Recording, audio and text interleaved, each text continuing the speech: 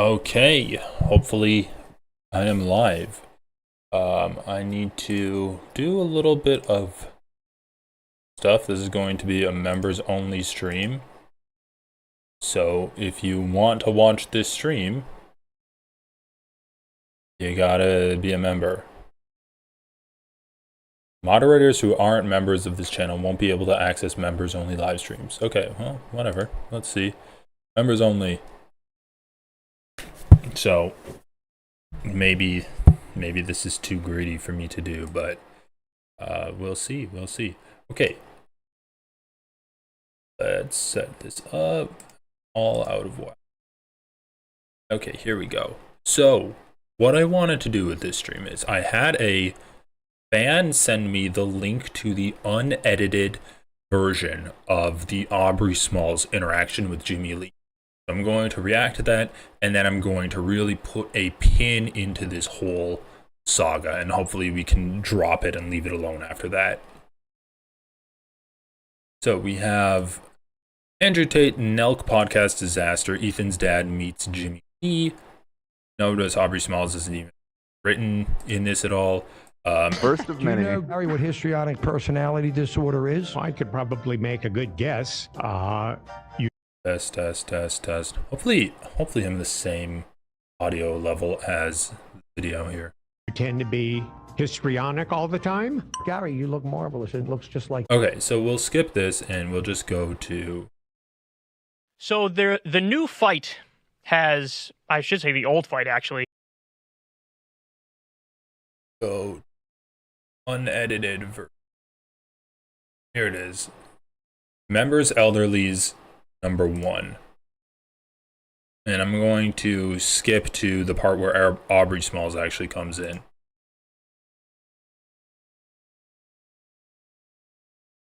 XGAR. Search. Dan has looked up the paperwork, and Dan has officially signed on.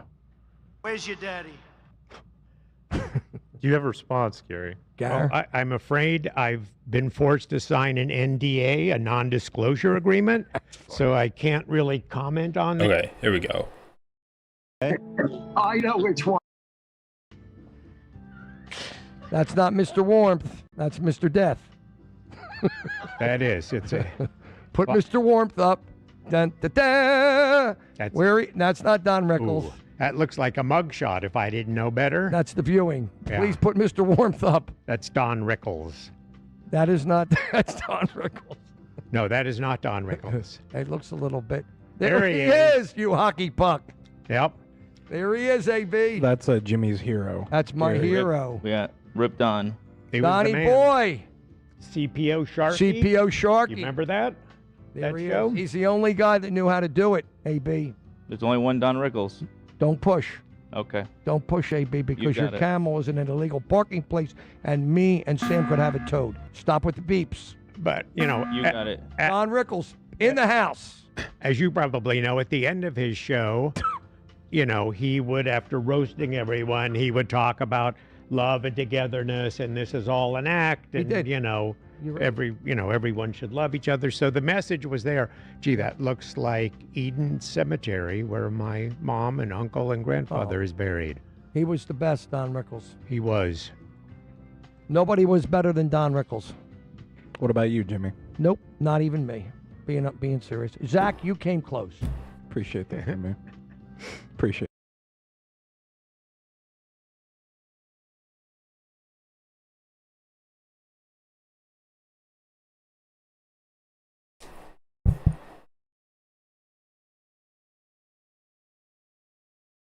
Okay, so we got the unedited members only footage from the H3 show where Aubrey Smalls was interacting with Jimmy Lee and Gary Klein.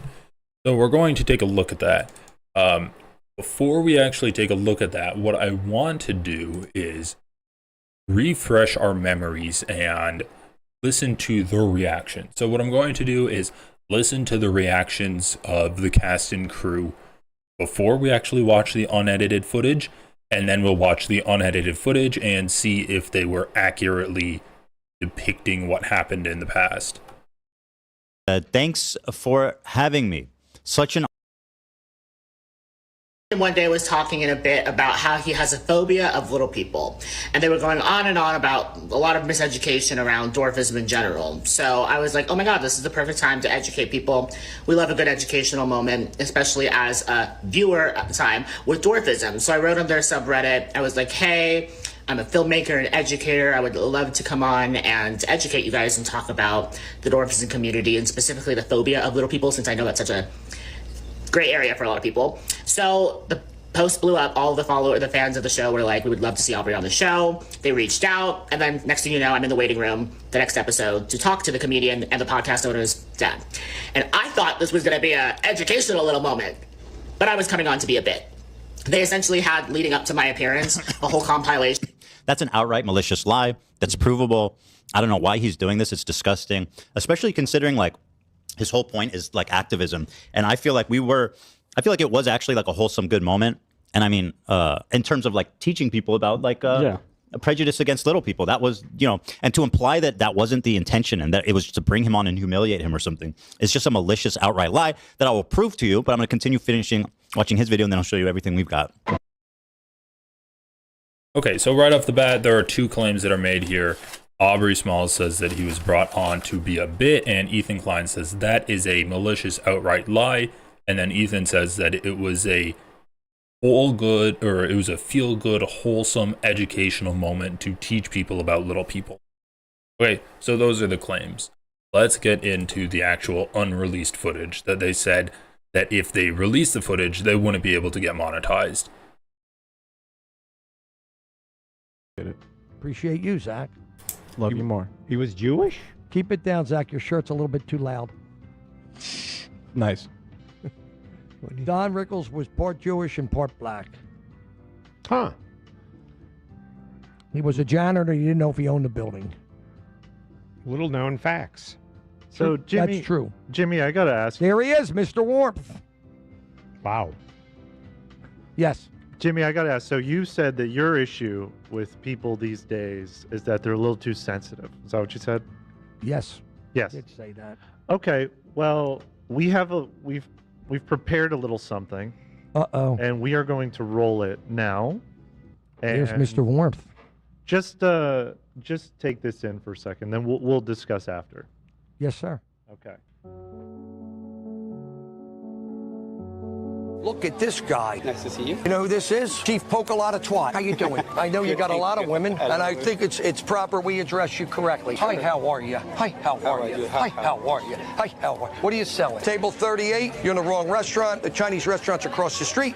Your order will be ready in about an hour. Okay? This is what happens when you guys end up with a broken family. This is how you end up looking when your parents fuck up. This is the result. That's Peppy. Peppy. They want to know if you have your papers. Stop! No, we don't. No, we don't. Just go back to the chefs and just apologize for the papers joke. Hold on. Sorry, we're just joking around. No. He knows he's cool. Yeah, okay. He's cool. All right. Ever since the Spanish-American War, everybody's good. Hang on. Listen, you're shrinking. Did you take Preparation H? I hate fucking midgets, man. I don't want anybody sniffing around my fly unless they're serious. I need to confront you on something, okay? I know which one it was. Which one? I don't like midgets, Ethan. I can't hide my feelings. Don't get mad. I just never liked them. The crowded elevators thing never went well with me with midgets. The word midgets is very offensive, okay? We don't use that word anymore. I thought it was a pretty good joke. Jolly Roger liked it. Pretty funny. Now the joke is that little people would be at dick height, and you're saying, hey, if you're going to be around my dick, you better suck it, huh? If it's a chick. If it's a chick. So you're okay with little people who are men, but you don't like little women. No, I said not guys, chicks. Right. It's just an old style joke. That's really what it was. Sure. What'd you think of that, Gary? Okay, well, I better add commentary so that I don't get copyright struck by the H3 podcast. But once again, they're playing this whole compilation of the jokes, and they're like, oh, well, Aubrey knew that it was going to be like this. But what he didn't realize is that, they played the compilation of the jokes to be a bit. And we're really just kind of watching this to see how awkward it gets between the two of them. Because, once again, they edited down the footage a lot, and they were like so complimentary of their editor. They're like, wow, you really saved that segment. If you didn't edit it like that, then we would have been demonetized, basically. Some classic offensive humor in the Don Rickles tradition. I wouldn't be gutsy enough to do that, but I noticed you had security with you there. A smart move. Looked like ex. Okay, so another little bit of context. So I actually listened to this whole thing. I listened to it at like 2 times speed, so that's like 35 minutes that I'm never going to get back from my life. But the beginning of this was extremely painful to get through. And the beginning of it was basically the cast and crew being like, hey, you need to do stupid stuff together. You need to make a handshake. You need to figure out how to log on to Google Drive. Like, just really dumb bits. And so in Gary Klein's mind, he's like, this is another bit segment that they're doing. Oh, people are too sensitive now, right? Let's do a bit on how people are too sensitive. And then Gary's like, oh, I think it's smart to make fun of little people, because what are they going to do? Kick you in the shins? So extremely cringy. And once again, it's not like this is an educational context that they're introducing Aubrey into. Something that they didn't let Aubrey know was going to happen. They didn't say to Aubrey, yeah, we're going to surprise Jimmy with you and make your appearance there extremely awkward. Like, Aubrey probably assumed that it was going to be awkward anyway, because Jimmy's like an old bigoted guy. But they didn't say we're going to surprise him and it's going to be like this clash of bigotry versus the person he's bigoted against there. Anyway, we're just going to see how awkward this interaction gets. Let's take a moment to thank Ethan for showing us good creators like you to watch. Hey, thanks, appreciate it. Secret Service Just in case, we got the SSers, just in case. Maybe the Secret Service agents that were fired from the Trump detail. Correct, 2 of them. So yes, a good idea with humor that might tend to irk some people, let's say. So, do you think he toes the line a little bit? You think he goes over a line? He jumps over the line with glee. Yes, he knows the line is there. That's good. That's good. And that was good. Part of his joy is crushing the line. Which, so, do you guys remember Rowdy Piper? Of course. He said, if you're not controversial and you're not pissing people off, you're not entertaining. Go watch him on Piper's Pit when he cracked a coconut over Schnucker's head. You remember that guy? And he was the most entertaining wrestler, and he was Vince McMahon's favorite wrestler. He wasn't a big guy. He was just entertaining. He came out with the bagpipes and the kilt, and he just... Holy shit, these guys are so fucking boring. I swear to God. Like, nothing about these 2 guys is funny. None of the bits they had them do was entertaining to watch. Like, I know Ethan said he didn't want to release the footage because they'd get demonetized because of it.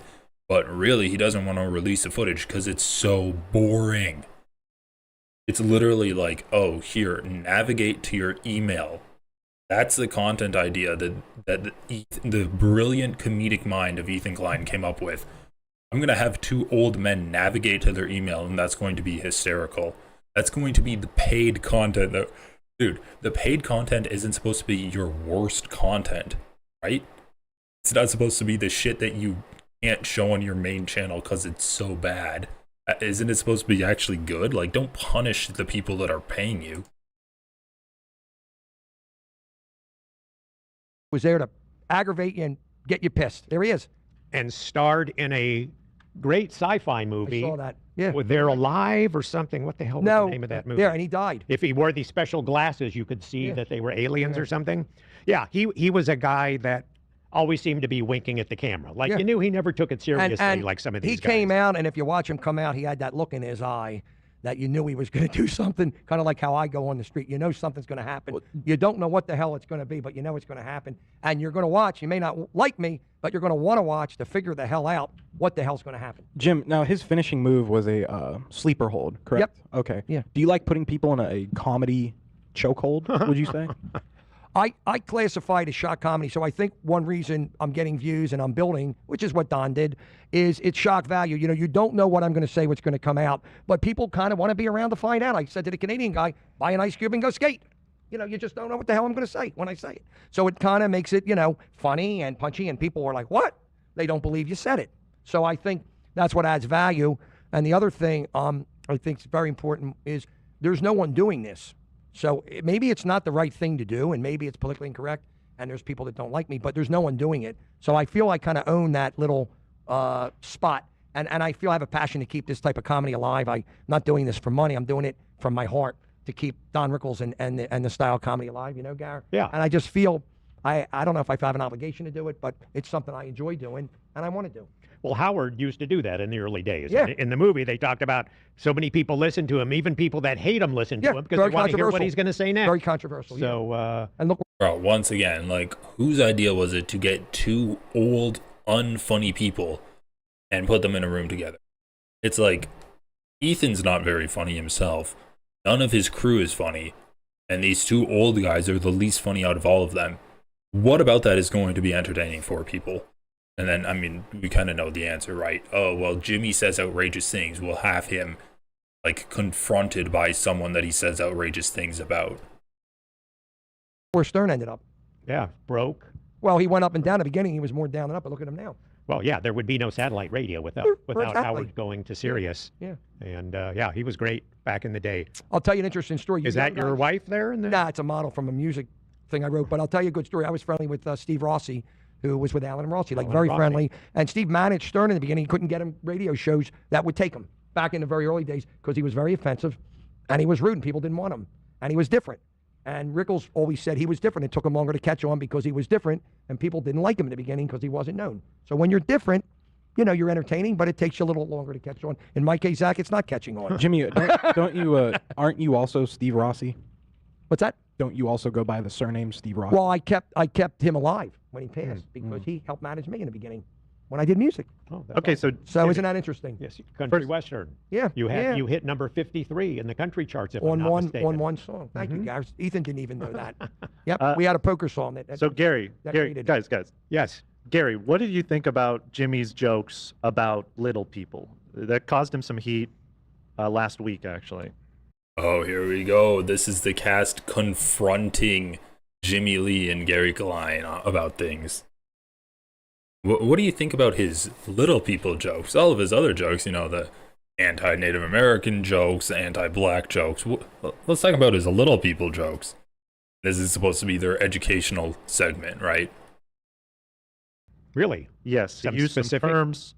I can replay that part if you'd like a little refresher. Sure. Here. Let's take a look. Let's take one more. Go into the Wayback Machine. I hate fucking midgets, man. I don't want anybody sniffing around my fly unless they're serious. I need to confront you on something, okay? I know which one it was. Which one? I don't like midgets, Ethan. Oh, I can't stop hide it. my feelings. Don't get mad. I just never liked them.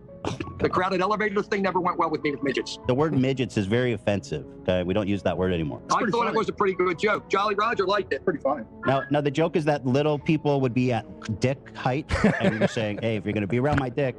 And I love how critical Ethan's being of the jokes too, right? He's like kind of playing the role of the woke scold facetiously, right? Oh, the term M word is very offensive. We don't say that anymore.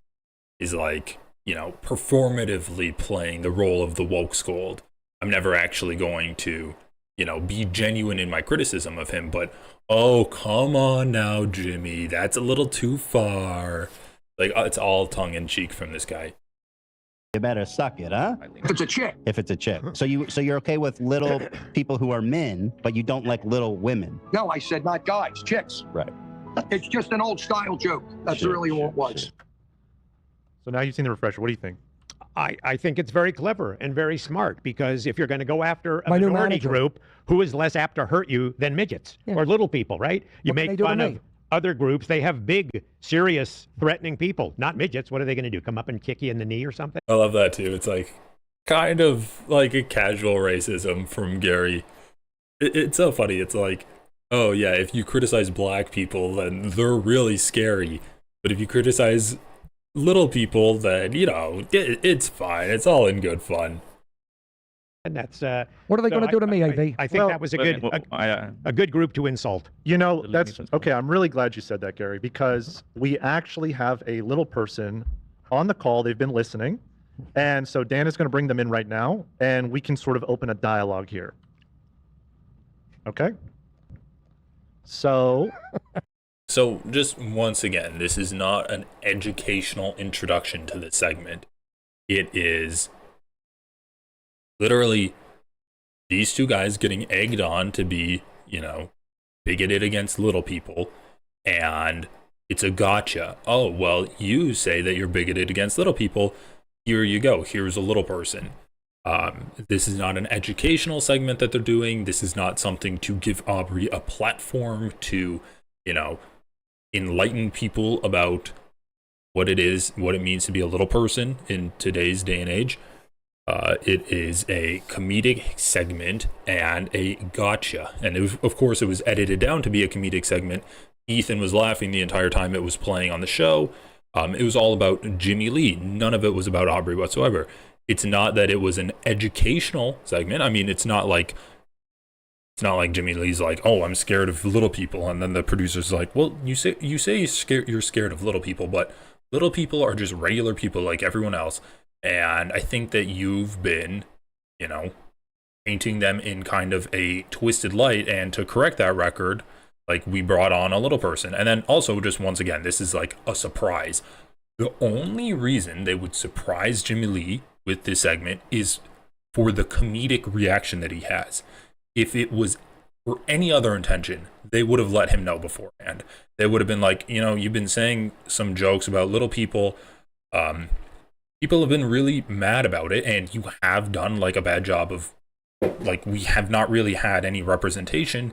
And if our show is only your joke, if the only stuff that refers to little people on our show is your jokes about them, then we're doing a disservice. So we're actually going to have a segment where you're going to be having a conversation with a little person, or you're going to be spending a day with a little person who's also a comedian, and we're going to be following you around with a camera for a day. No, that's not what Ethan wanted to do. What Ethan wanted to do was have the shock value of Jimmy Lee suddenly confronted with Aubrey. And that's why Aubrey said, you know, they brought me on with basically no warning. Aubrey wasn't talking about no warning for himself. He was talking about no warning for Jimmy Lee. And Ethan Klein took that to mean like, oh, Aubrey's lying because we did say that he was going to be talking with Jimmy Lee and he said he had no warning. Like, yeah, he did have no warning. Jimmy Lee had no warning. Hey, sorry about the timing. I'm trying to be more consistent, but you can watch this. You can watch the VOD afterwards.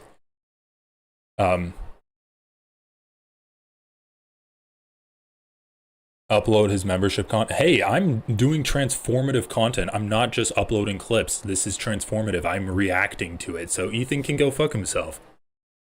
Yes, this is actually transformative content. I am adding to it, but honestly, I don't really care. Like, if he copyright strikes me, whatever. I'll just upload a video without this content, without the actual content, but I'll still talk about it. So you can go fuck off too.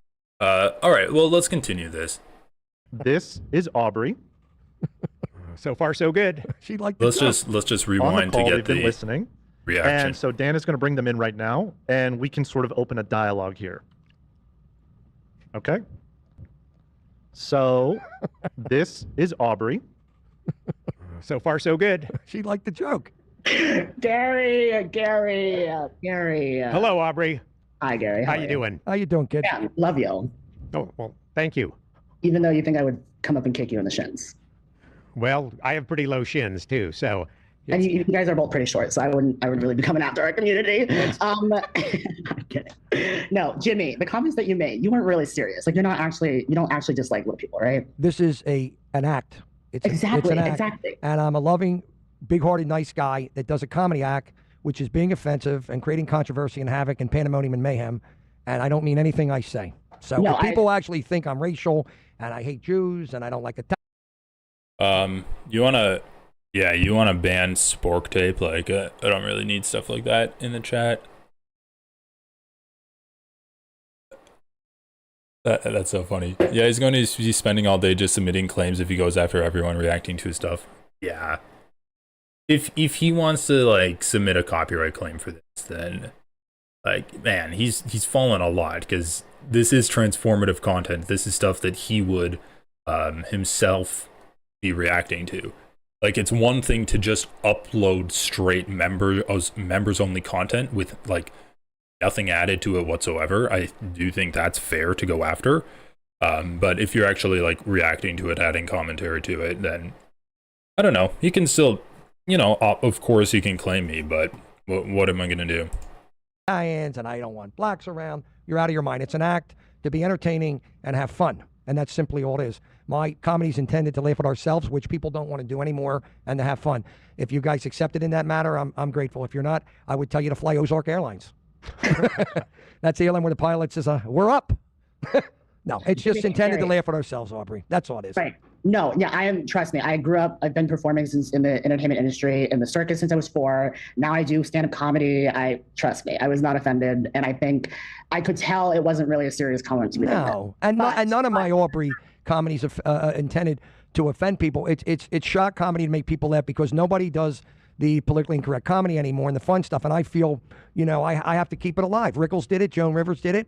And Dangerfield, he self-deprecated, but he did a little bit too. But I think, in all fairness to our generation, I think we have to keep things alive. I really do for us middle-aged people. Thank you for lumping me in there with you. Middle-aged people, as Dr. Greg would say. But just a quick question. So besides the jokes and stuff, I just wanted to get your frame set. Do you actually know any people with dwarfism? I didn't hear what you said. Do I know any people with dwarfism? Do you know any people? Yes, I do. Okay. Do you know them like personally, like as a friend, or more of like in a business? I have patients. Okay, who are little people? Well, you call them little people. We call them midgets, but yes, little people. Yeah, I have 2 of them. And then, Gary, what about you? I do not, I'm afraid. But I didn't do that joke on them, Aubrey, in the office, by the way. Oh, I know, Jim. Because I'm a dentist in the office, not the comedian. I think, though, that pretty good progress has been made in terms of what people call little people.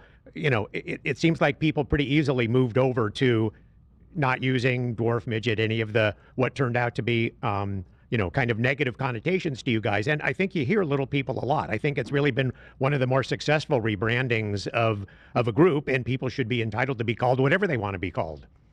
What do you think? What has been your, because I mean, to be honest, like not in a negative way, but you do come from a very different generation where there was very different representations, obviously, of little people. Even medically speaking, doctors used to still use the word midget, even though midget's never been, there's no such thing as a midget. We are people with dwarfism, and there's hundreds of types of dwarfism that some are 4'9", some are 2'5". You know, I'm 3'10". Aubrey, can I ask you a question? Now you're talking about this. I'm listening. How tall do you think Abraham Lincoln was? Just take a guess. He's 6'4". I was just watching something. Nope, he was 4'9". The hat was a 1.5 feet. He was a dwarf. So there you go. And exactly communicates what. Okay, so let's just pause it there. So basically, like Ethan is saying that it was an educational segment, right? And we have Aubrey whenever he tries to actually give his spiel about, you know, actually educating people on the medical condition of dwarfism and what people that are experiencing dwarfism experience in society, he always gets derailed by Jimmy Lee. Jimmy Lee's always there to make a joke, you know, kind of minimize what Aubrey's saying, deflect any criticism that Aubrey's aiming at him, saying, oh, we're just laughing about ourselves, right? Try to shut down any kind of accountability that Aubrey's trying to, you know, aim at him and stick to him. So just once again, like, I don't really know what Ethan was trying to get out of this segment. Obviously, he wanted kind of the shock of Jimmy Lee confronted by someone with dwarfism. And I guess, you know, to relish in the awkward situation that comes out of that. But yes, nothing about this so far has been educational, because every time Aubrey tries to make it into an educational segment, Jimmy Lee and Gary is derailing it. And I know the cast and crew, or in the emails that Dan had with Aubrey Smalls, he was saying the cast and crew is going to be there to like back you up if things get too crazy. And so far that hasn't happened. Like, they've been talking for what, 5 minutes, and the cast and crew has not chipped in once. All right, let's continue. you're talking about. I'm the only one that knew that. I was at the goddamn assassination, Zach and I. He's not a dwarf. There are people. He was a dwarf. I have all the information from Zach. What dwarfism does he have? The hat was a foot and a half. What dwarfism does he have? What form of dwarfism? You call Mary Todd, you talk to her. I'll have her take your call. You still here? No. Let's be productive though, for real. Because I do feel like the only instance and what was made me so interested to talk to you is just because I understand what you're doing. Like I appreciate it because you're in the entertainment business. Right. But entertainment also still has to have a reason behind it, right? Like the things we say and the things that we do are supposed to reflect ourselves, what we believe in, what we hope others would as well. Regardless if it's clickbait humor, regardless if it's something, it's meant to invoke some form of a, hey, I agree with that guy. So my only question was just, if you do know little people and you're not really scared of them, then why do you see maybe why it would be a little bit, not even problematic, I want to use is the word, but do you see how it could be offensive, you're going to say? No, not offensive, because there are little people who literally voluntarily will go and participate in things that are degrading, like all of the actors in every movie you've seen where they're making fun of little people, like they voluntarily signed up to be in it, just like there are comedians who are little people who make horrible jokes about, even worse than what you've said, about our own community. Right. So it's not about offense. I'm just more like, from my perspective, I'm someone who for the last year has had a disability hate group on YouTube who is trying to do what you're doing in terms of like edgy comedy, edgy humor, but has gone as far as leaking my information just because I'm a little person. They literally search the internet to find people like me who are just living our lives. Aubrey, let me give you an example. I got an uncle. Jimmy, just let me finish. I promise. I will be I want to validate something about a relative. No, I'm not. You don't need to validate, and you don't need. I'm just saying what. Once again, he's talking about like the personal harassment that he has experienced being a little person, being like a publicly facing little person, like an actor, comedian, YouTuber, podcaster, all that stuff. And as soon as he starts getting actually going in terms of talking about his personal experience, Jimmy cuts him off and tries to make another joke. So it's obviously like a very confrontational situation. The producer, Dan, acknowledges that there's a confrontational situation. He said things got spicy. I hope things weren't like too intense for you there. Like, I hope you're cool. Aubrey's like, yeah, it got pretty awkward in there. Can I come on to the show to do what I signed up to do? And Dan's like, yeah, we'll have you come back onto the show. From this perspective of someone who has gone on this journey and have had, I've literally been talking to little people in my community who have been backup dancers for the biggest singers, who have been on Broadway, who are, in movies, who are every single day passing by people on the street who have that type of humor of, oh, if they're little people, I'm scared of them, but if you're close to my crotch, you might as well suck it. It seems as if you don't really understand, but just want to acknowledge that. One thing I like there is one of the best things you can do to a shitty comedian is make fun of their comedy. And I think that's like an effective tool to use against someone who thinks about a comedian or who thinks they're a comedian, like Ethan Klein. And I think it's like a real kick in the dick if you're Jimmy Lee and this guy's coming up and he's like, yeah, like I hear that joke all the time. Like, you're not funny at all. So that's just funny. I just love it when, like, a shitty person prides himself on their comedy and that's what they're attacked for. Like Joe Rogan, like Jimmy Lee. You will continue making them because you make them about everybody, which I understand. But do you see how maybe that would have like real world implications for a group that has no representation? I understand. That is ever shown in a sexual or violent manner? Like David Dobrik was showing videos with tens of millions of views, inspiring millions of kids, where they were putting little people in objects and hitting them with cars. They were pretending like they were hurting them, making comments kind of similar to what you're making. So I'm saying, even just as a comedian, I really just don't think that's the lane you want to go down. Okay, I got you. That's interesting. That's kind of relevant to what's happening now. David Dobrik, that's a name that I've heard on the podcast a lot before. Are they friends with David Dobrik? Like, it seems like the fandom of the H3 podcast is friendly with David Dobrik and like fans of him. And it's just kind of funny to see where the show is at now versus where they were 2 years ago, where 2 years ago they had people like Aubrey who were activists for little people volunteering to come on and trying to promote a better message, and now they're like friends with the person who was making content belittling people with dwarfism.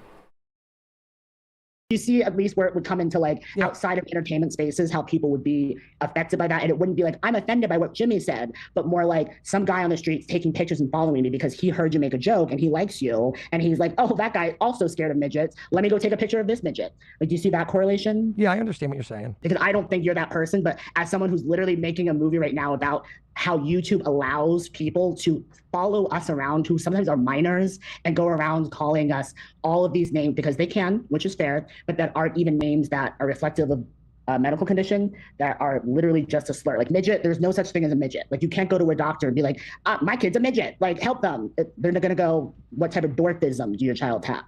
Right. You know what I mean? So that's why I was like, I don't think you want to die in the rabbit hole of using the word midget, you know? I got you. I got you. Yeah, and then whenever he at least like lets Aubrey say his piece, of course none of it's getting through to him. He's just dismissing, and he's like, okay, like let's wrap it up. Like that is the vibe that Jimmy's giving. And maybe now the crew is actually going to intervene here, but we'll see. Want to die in the rabbit hole of using the word midget, you know? I got you. I got you. And Zach's been telling me to quit for years. I may have to take his advice. I don't think you should quit, but I definitely think you should realize that comedy can be sustained without literally using someone else as a punching bag. I have plenty of other jokes. I don't have to use the midget joke. I don't think that I still think, because I mean, I've watched shows like Family Guy where they mention little people. Are those jokes written by people with disabilities? No. But I think you can still pull it off if you have done the research on the community. You know the things that are stereotypes and not true, and you know the things that are subjective, and you understand that, you know, we're still people at the end of the day, and as you said, everyone can be joked about. I think if you were just to delve into that a little bit more, then I don't think anybody would care that you were making those comments. I just think it's the offhandedness and the fact that you're just quick to move on to another joke, where I get followed in stores and I have someone online literally who's been stalking and threatening and harassing me to thousands of people every week just because I have dwarfism. And he calls it what? He calls it Midget Wednesday. So that's why I'm like, I just don't think you would want to be associated with that. No, I don't. I'm going to let that one go. Jimmy, this is an iconic conversation then, you realize. We're letting it go after listening to you. I got you. He's only loud and clear. He's only going to tell little people jokes from now. No, I'm not ever going to do a little people joke again. We're going to knock that off the docket, hon. No, I feel like you're lying to me, Jimmy. That's what I'm saying. Your reputation precedes you. My reputation precedes myself. I feel like I just know that you're a very opiniodated person. I have histrionic personality disorder. I have another funny joke about little people. Go for it. Tell me. Like, of course, nothing that Aubrey is saying Jimmy is taking seriously. He is incapable of taking any kind of criticism or having any kind of self-reflection. I mean, he's basically given up his life for this stand-up comedy shtick that he's doing. And yeah, like he's making jokes about everything. So what is the effective framing of this conversation? It is a comedic conversation, right? That is how Ethan Klein framed it. It is a activist trying to get through their message of activism to this bigoted old guy who's like stuck in his ways and is kind of like a stubborn old mule stereotype. It's like the classic sitcom, like All in the Family, like with Archie Bunker, right? Where it's like, that is the classic. It's just a classic trope. It's someone who is, you know, trying to get across their message versus someone who is resistant to that message. That's what Ethan Klein set up, and this is a comedy bit that he set up. He did not set up an informational segment like he claimed he did. So just once again, this is a comedic bit. Let's go through all of them. I'll give you want it? You want it? Yeah, you're one black girl that's not going to play basketball. That I know. That's cute without being too fresh. That's not funny because there's professional people with dwarfism playing. No, I threw a curveball because you dared me. You made me do it. Okay, it has to be a good curveball though, Jimmy. Was it a bad curveball? A little sidebar going on? Sure. Oh, cool. Sidebar. Okay. Aubrey, thank you for calling in. Wait, what was that sidebar, guys? What just happened? Well, He does not want me here. everyone to hear, we would have said it out loud. I have histrionic personality disorder. Yes, we did hear that. We know, Jimmy. Right. And people with dwarfism have made you and your histrionic disorder able to function and have, you know, the ADA is responsible for I'm so ADD. much. Right. And that's covered under the ADA. And I have histrionic personality disorder. You're disabled as well. Work with me. You were late on the midget use because even Ethan. I was knew that, indecisive. Now I'm not so sure. Work with me. Holy crap, dude. He's so unfunny. He's so unfunny. Jesus. Yeah. I mean, just once again, like, even Aubrey now at this point is like, what am I even doing here? Like, he's like trying to make Jimmy say, you're going to stop with the little people jokes, right? And Jimmy's like, sure, I'll stop with them. And then immediately he says another little person joke. And just once again, like, you can make jokes about people that are marginalized, that are informed about them, and almost like inside jokes about people like that. If you make a joke that is almost an inside joke, and the point is to make people of that group laugh, that is completely fine. But there's a difference between making an inside joke where you are actually informed and the people that you're making the joke about feel validated because it's like, holy crap, like, they actually are understanding my experience that I go through. Hey, what's up, Aubrey? Yeah, I don't know what was going on with that whisper between Gary Klein and Jimmy Lee. That was extremely weird. I don't know, like, what he was whispering. He's like, wrap it up. Like, Gary whispers to Jimmy Lee, and then Jimmy Lee's like, hey, thanks for showing up. But anyway, there's a difference between making like an inside joke that validates like someone that's in a marginalized group, and making a joke at the expense of them, laughing with the person versus laughing at the person. That's the difference between like well-informed comedy versus just like bigoted comedy, which I don't like. Anyone can make a joke about marginalized groups, right? You just repeat stereotypes about them. That's not inventive. That doesn't take hard work or creativity to come up with. You are just repeating stereotypes. It is the laziest form of comedy.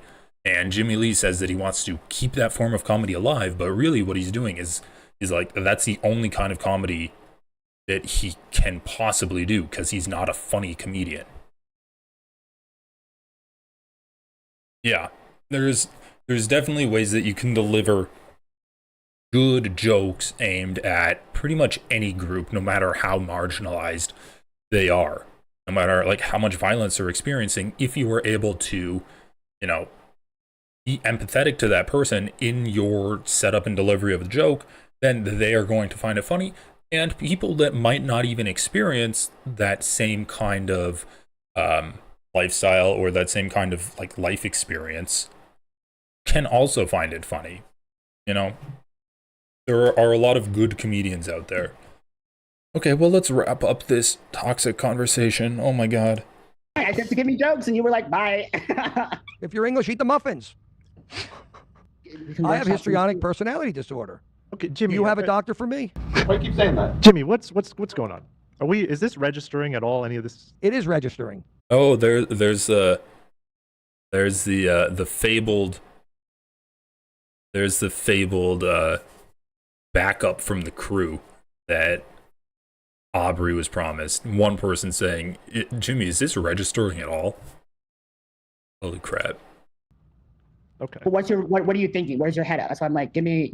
I've definitely sworn off little people jokes. Can you look at me without your sunglasses and give that to me in the camera? We're swearing off little people jokes. Jimmy, you weren't supposed to do it that easy. I totally understand why Aubrey asked Jimmy Lee to take off his sunglasses, because he has this like shit-eating grin on his face the entire time. Like he was caught. Like it reminds me of just like some middle school kid caught smoking weed, but he puts it out and like the teacher doesn't have any evidence, but he smells like weed, and he's like, you weren't smoking weed, were you? And he's like, no, I definitely wasn't smoking anything. And it's just like, he knows he was caught being an asshole, but he's just completely unwilling to admit that he was an asshole, or that he's being an asshole, and he's just going to say whatever it takes to get out of this uncomfortable situation and really not let it impact him at all. All right, what's going on with Victoria? Aubrey knew what he signed up for and was a member of the pod for years and never said any discomfort about this for years. This channel is correct with the title Uninformed Leftist, LOL. Okay, oh my god. Victoria. Geez, Victoria should be a comedian. That is the first time I've ever heard that joke. Oh my god. Guys, give Victoria a follow, because she slammed me with that joke. That was, I wonder how long she's had to stay up at night thinking about that, because that was creative. Yeah, and Aubrey didn't know that he signed up to be a bit at the expense of these two comedians, at the expense of Ethan Klein's, story arc that he was puppeteering for Jimmy Lee. So, yeah. Oh, Jesus Christ. Victoria, don't go. Yeah, whatever. I have a zillion other jokes. I can take the little people jokes out. Aubrey, where are you in? You're in Southern California somewhere? I'm right now in Arizona. Oh, okay. Yeah, Hot, probably. How's the weather out there? It's hot. Hot? Hotter than the heat that I know you were put under just now. You were shaking. You were shaking. Aubrey. Your face is bright red, Jimmy. No more little people jokes. It's the bronzer. It's the bronzer No, from Olivia. Thank you for calling in. How did they find you, by the way? Actually, they found me because I posted on the Reddit thread, and 3.6 thousand people thought that it would be important to discuss dwarfism issues. Awesome. It Very have nice. an issue with the verbiage that was being used. And as someone who's watched H3 since the very beginning of this pandemic, so it's been 2.5 years now. I've watched Families. I've seen Gary lots of times. That's why I was like, yeah, it does bum me out a little bit to hear that you guys seemingly don't really care as much about people with dwarfism when you're put in a position where you have to be held accountable. I wasn't looking, of course, for you to not use jokes about that, but I was curious to see how much you cared, and that's why I wanted your feedback. And the fact that you'd rather go to a commercial than talk about something that clearly is affecting, 100,000 people every year are born with dwarfism. 2 people like you. It's easy to pick any single. So that looked like it was cut there too. Like, I heard even this footage wasn't completely unedited. But I mean, good on Aubrey for calling out their bullshit live in real time, right? Aubrey's like, it's kind of disappointing that you guys would rather, get rid of me and cut to commercial than talking about this issue as a serious matter, like it should be talked about. So, like, good on Aubrey for holding them accountable, and this is the kind of stuff that Ethan didn't really show and completely forgot about when he discussed this issue on his podcast 2 years later. Statement or issue, and look at just that. And obviously, it's impossible for us to know what you've had to deal with. So I certainly feel more enlightened than I did when I walked in here. But it's still something that, especially these days, we're also stuck in our own heads. It's hard to climb into someone else's head and see where they're coming from, especially when it's their life experience is so different. No, exactly. But I'm saying at the end of the day, All right, this is going to be like a minor grievance that I have with Ethan Klein's dad, but it's really pissing me off, his like incessant need to kind of jump in and over explain everything to try to maintain control of the situation. It's like, dude, sometimes it's just fine to sit your white ass down and listen. Like, you don't need to jump in and try to explain everything so that you maintain some kind of semblance of control. You can just listen to what Aubrey has to say. You don't have to be like, oh, well, I mean, I think it's great that they found you so that you can, give your life experience. Yeah, you're not fucking letting him give that because you're talking over him right now. And also, like, if you really thought it was so great for Aubrey to give his life experience, you would tell your fucking, like, new-ass buddy to shut the fuck up and let Aubrey talk. And actually take it seriously. Like, you would call out Jimmy, but, he's kind of unwilling to do that. All right. When walking down the street, I'm just a foot and a half shorter than you. Right. I'm not 2 feet tall. I pay my taxes. I drive a car. I have a house. I've had relationships with only average height people. Not to say that there's not little people. I'm just saying we are normal people. This isn't a question about, can't imagine your life or can't get in your head. You're making a joke about someone who just happens to be shorter than you. That's really it. And you're saying that you don't really know much about this community, but we can't get in everyone's head. No, this is not about that. That's why I was trying to come on to level, just be like, as a real person, yes, I'm in the entertainment industry, but there are real people out there who are just asking for any type of representation, any type of voice. And then this opportunity comes, for example, where the voice is, and you're asked to, hey, are these comments about a marginalized group appropriate? And instead of going, maybe not, you ran with it. And then the shock on your faces when I entered was indicated that you do know that you were kind of messing up a little bit before. And that's why I was kind of wanting the dialogue and wanting some questions, wanting some back and forth, but the pushback, it's not supposed to be comfortable. I feel like we're kind of going in a bit of back and forth in a circle with the parties involved, but we appreciate. Oh my God. So as soon as Aubrey actually starts calling them out on their bullshit, saying like, no, I'm not a fucking alien race. I'm just a shorter person than you. I'm just like a foot shorter than you. That doesn't make me completely different. That doesn't make me experience things like an alien would experience things when they come into the world. All I'm trying to do is give a bit of representation so that little people are perceived as normal on the show, because as it stands now, the only experience that audience members have watching the show of little people is Jimmy Lee making bigoted jokes about them. And then Aubrey starts also pushing back at them for saying like, for being bigoted, and he calls them out for being shocked when he showed up. And he's like, and whenever I try to actually educate you guys on this, you guys just make jokes and deflect and say, oh, well, thank you so much for, being a representative, because there's no way we can know what it's like to be a little person. It's like, bro, little people are just regular people. They're just shorter. And then they're like, and then he calls them out on, making jokes and not taking it seriously, right?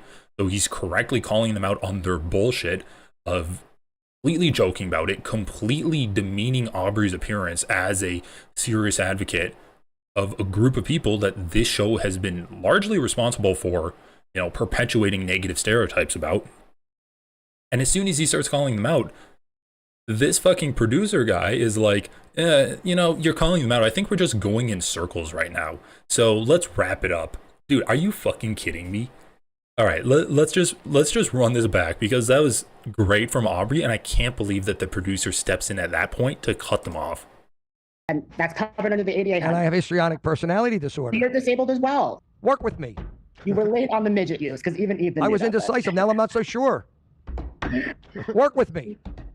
I'm trying. I said to give me jokes, and you were like, bye. If you're English, eat the muffins. I have histrionic personality disorder. Okay, Jimmy, you have a doctor for me? Why do you keep saying that? Jimmy, what's going on? Is this registering at all? Any of this? It is registering. Okay. But what are you thinking? Where's your head at? So I'm like, give me. I've definitely sworn off little people jokes. Can you look at me without your sunglasses and give that to me in the camera? We're swearing off little people jokes. Jimmy, you weren't supposed to do it that easy. I have a zillion other jokes. You can take the little people jokes out.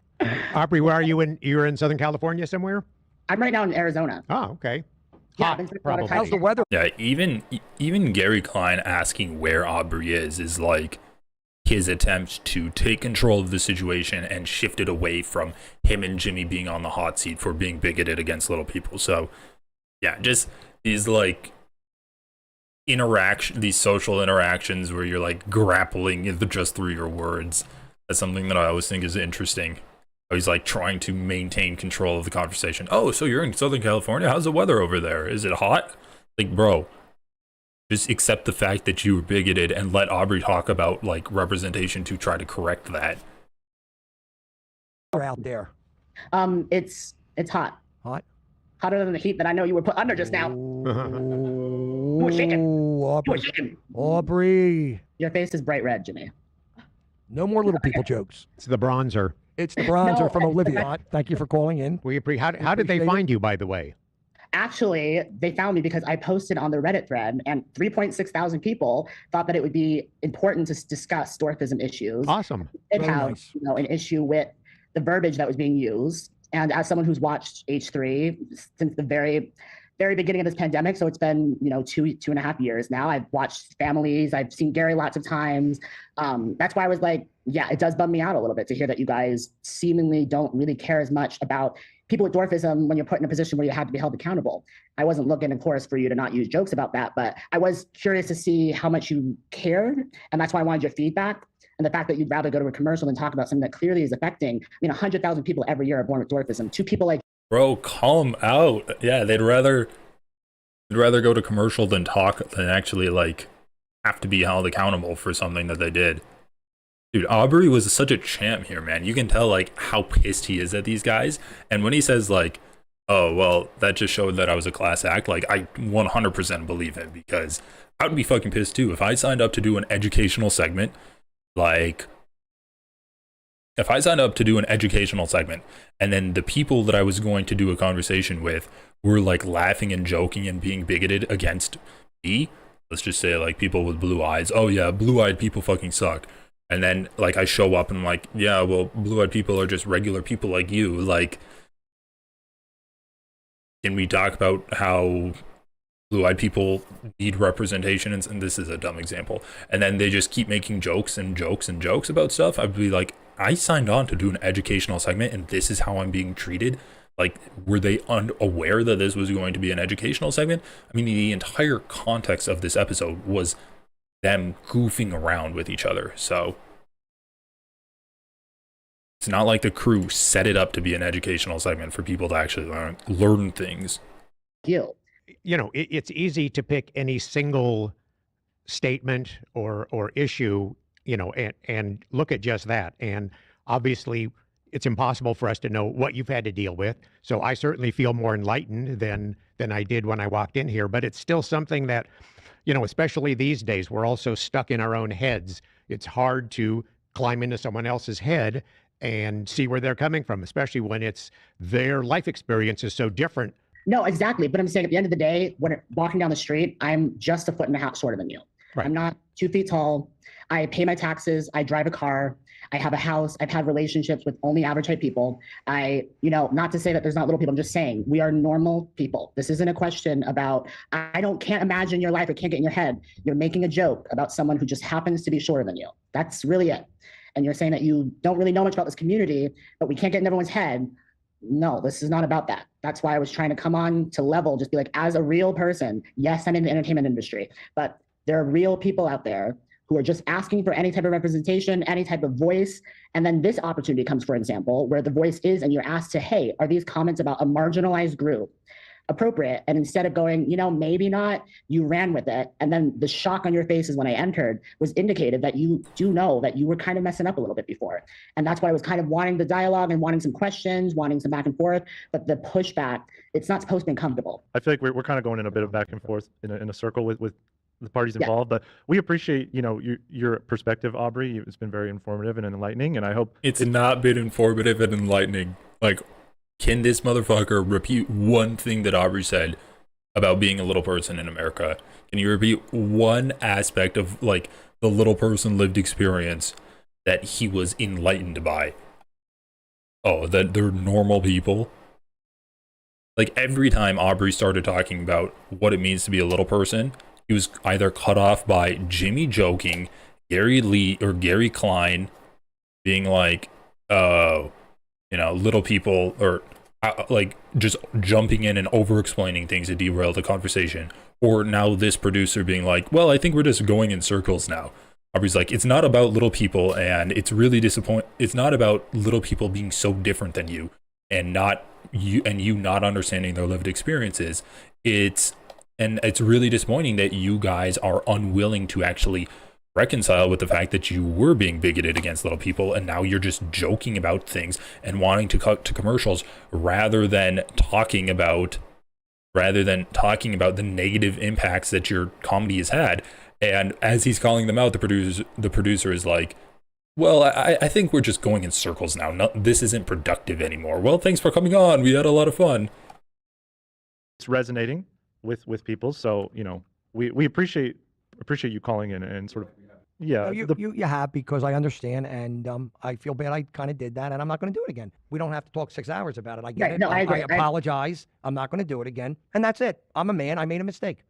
Yeah, this just shows that they don't understand what the segment is. The producers don't understand what the segment is supposed to be. Jimmy Lee doesn't understand what the segment is supposed to be. It's not about making Jimmy Lee apologize for making little people jokes. It was supposed to be about educating Jimmy Lee and thus the audience about little people and little people jokes, like how you can make jokes about marginalized groups responsibly and in a non-demeaning manner. And Jimmy Lee just thinks that it's about getting him to apologize. He's like, I was called out. Okay, I'm sorry. Can we go on now? Like, once again, I'll go back to that example of like the middle schooler caught smoking weed. Like, fine, I won't smoke weed anymore. Like, you got me. Okay, can I go now? It's like, it really is fucking disgusting. And then Ethan Klein 2 years later is like, that was a wholesome experience where Aubrey felt comfortable, and the fact that he said he didn't feel comfortable means I'm going to sue him. and my entire audience should harass him. Like, are you fucking kidding me, dude?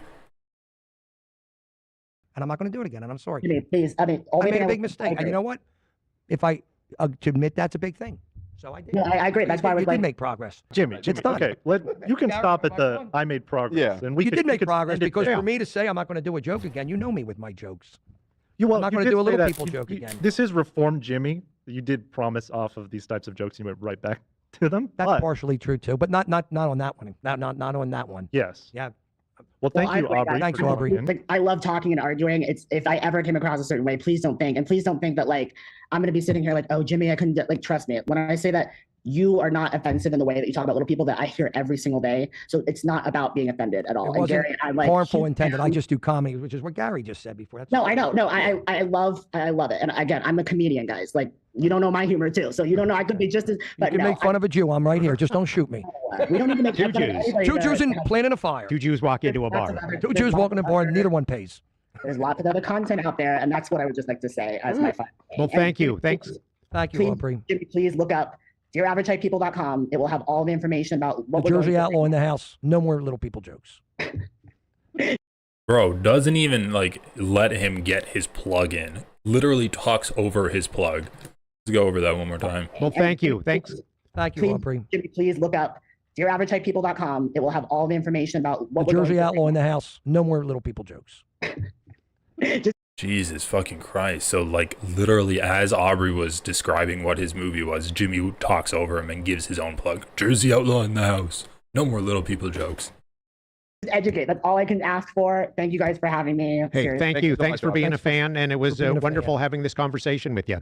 Of course, of course. And Aubrey, once again, where can we find your project that you're working Yeah, on? so I'm making a documentary comedy festival about that disability hate group because YouTube just doesn't care enough to protect small creators. So it's dearaverage-type-people.com. And we're raising money right now to finish the film. We shoot in LA. That's where my creative producer from, who's a little woman as well. It's going to be like that's why it's like, Jimmy, you would love this. It's literally like we're taking the jokes. Put me on, but no more little people jokes. No, that's what I was saying. We need a workshop. Average white people jokes, not No, little people yes. jokes. That's a play of Dear White People, I assume, right? It is. Well, it actually came from the fact that just like people have questions. They're like, how do you have sex? How do you do this? How do you do this? And I wanted to have a piece of work that could just go, dear people who are asking, which are average type people. I don't get other minorities group asking, but it's like it's a comedy special, Jimmy. We're making fun of ourselves. We're making fun of everybody. The point is to bridge the gap between people like you and people like me who I are understand. talented and just want work. And we just want you to know that we're all on the same And side. we want to say one thing. Me and Gary are going to say it together. We love you. Yeah, what he said. Because we love people. We want to make people laugh, and we don't want nobody upset. I was just wondering. Yeah, have you thought of a headliner for the show you're talking Because about? Gary and Maybe I are available. Jimmy Lee, the New Jersey Outlaw. The New Jersey Outlaw with Zach Bernstein wailing on that guitar and Gary coming in could be big. No, you don't know how much I need interviews like you in this documentary because we need to we need to hear people say midgets and talk to a little person. No, not unless if Gary's with me. Gary's got to be on with me or I don't go on. Recording to this. Gary's my right arm. Gary? I think Gary is my right arm. I think we've done it. We've done it. And said it all. We've said it. Okay. I think more people should be inspired by you. But thank you guys. Aubrey, Yes. thank you. Okay, It was Aubrey. great. so much, Aubrey. Thank you. So Take much, care. Aubrey. Good luck. Thank you. You too, guys. Okay. Bye-bye. Okay. Yeah, that was the educational segment that they were doing. Okay, well, let's see if they do anything else here. I think they just like ignore Some go sort of on. resolution there. All right. Well, I think by the time you're done editing, we're going to have a good we're going to have a good 10-minute show here. No, that's funny. Oh, now I think I need to take my Metamucil. Is that a joke or you need to take your Metamucil? Am I allowed to use the toilet before we go to our next segment? Sure, yes. I might throw up. Oh, then definitely go in the bathroom. All right. Well, now we will gracefully segue out of that call into a fresh set of new material from Jimmy. I am Okay, and then he gives his new material, which is a torture I will not subject you to. But just once again, like this was not an educational segment. I mean, they began the call with jokes, they ended the call with jokes, right? Jimmy Lee says, I might throw up, I need to go to the bathroom, I need my Metamucil. And Gary Klein is joking about that too. Let's just play a bit of this, and yeah, let's just play a bit of this, and then I'm going to transition into the Mika's rhetoric video, which Like, I just want to say, I don't think it's going to be the greatest video in the world, and I don't think Mika's rhetoric had the most substantive criticisms that you can possibly aim at the H3 podcast. But that being said, let's just like check it out anyway and see what they had to say. Like, I listened to a little bit of the crew's reaction to her, and it was honestly just really disgusting. So this is the newest episode. Wait, where?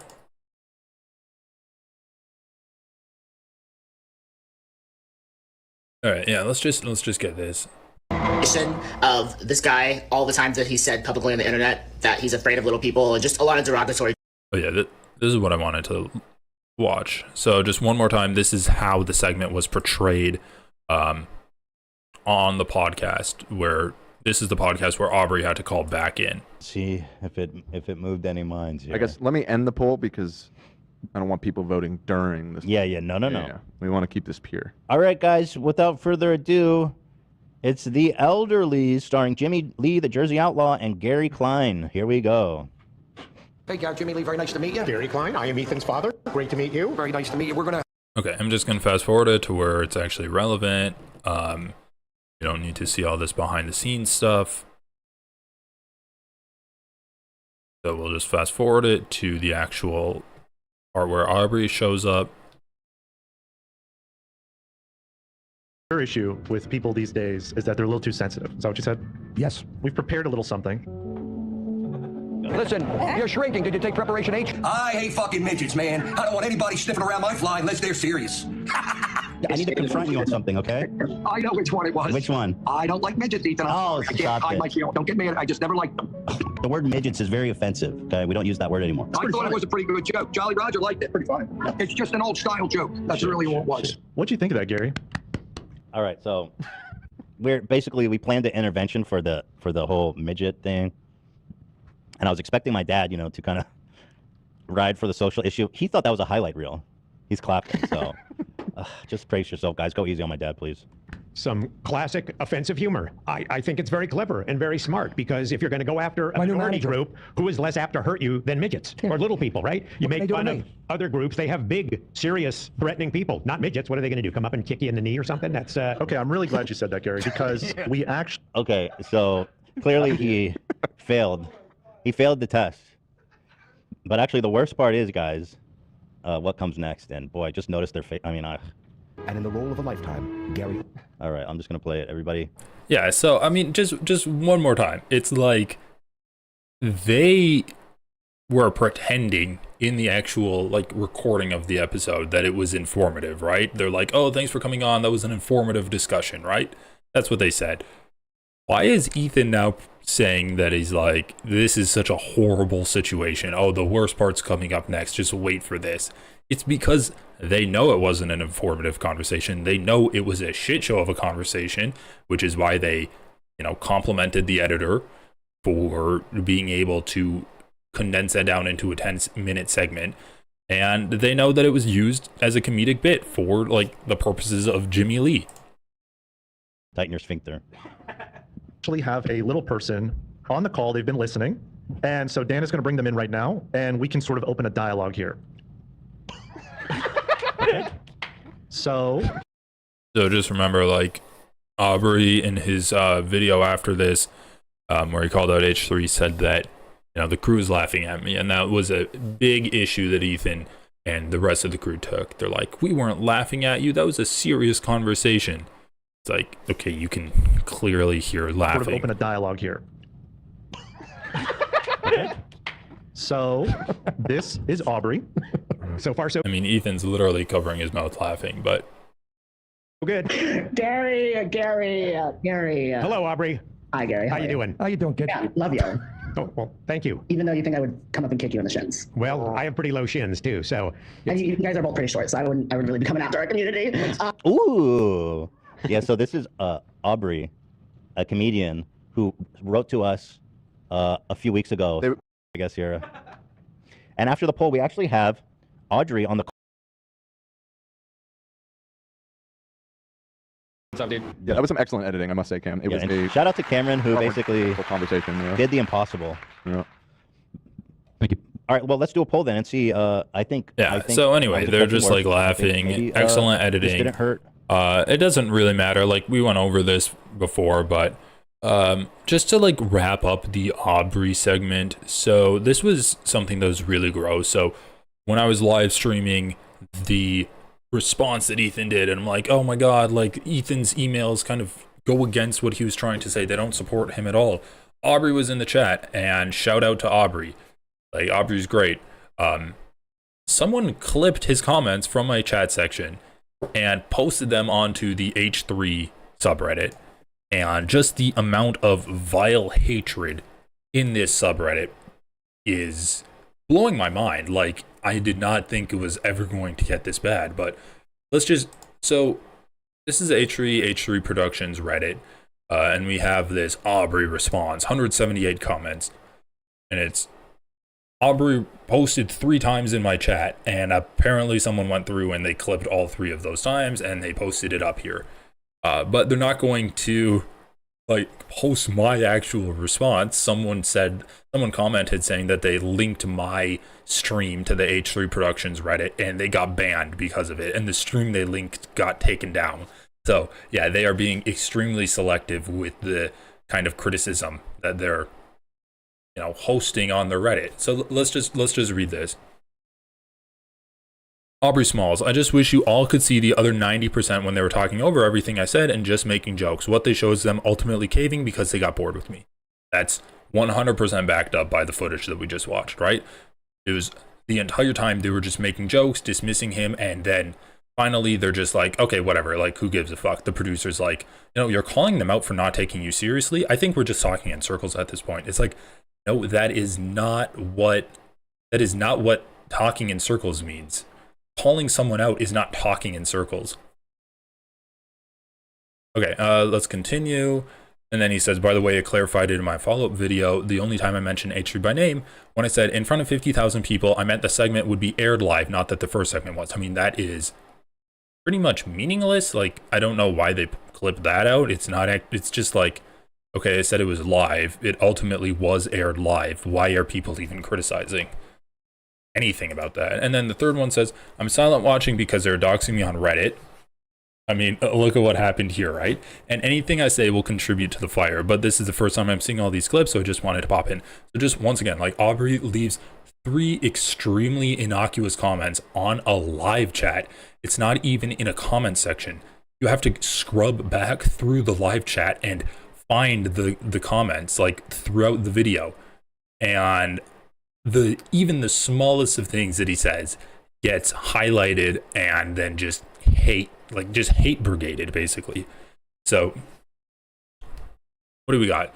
So the top comment is, they should just drop the entire unedited Zoom call. I would bet everything I own that the only people making inappropriate jokes were the boomers, which Aubrey knew were insensitive to begin with and actively chose to speak with to educate.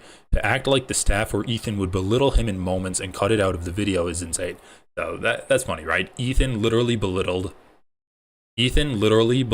Aubrey, not in that one interaction that he had, but, you know, he belittled him by laughing at the segment that he had with Jimmy Lee, and then 2 years later he's just like completely attacking him and saying that he's a scumbag and he's going to sue him, and then also saying that, like, Aubrey knew they were insensitive to begin with, but he wanted to speak with them to educate. Yeah, he wanted to speak with them to educate. He didn't want to be joked at the entire time and treated like shit.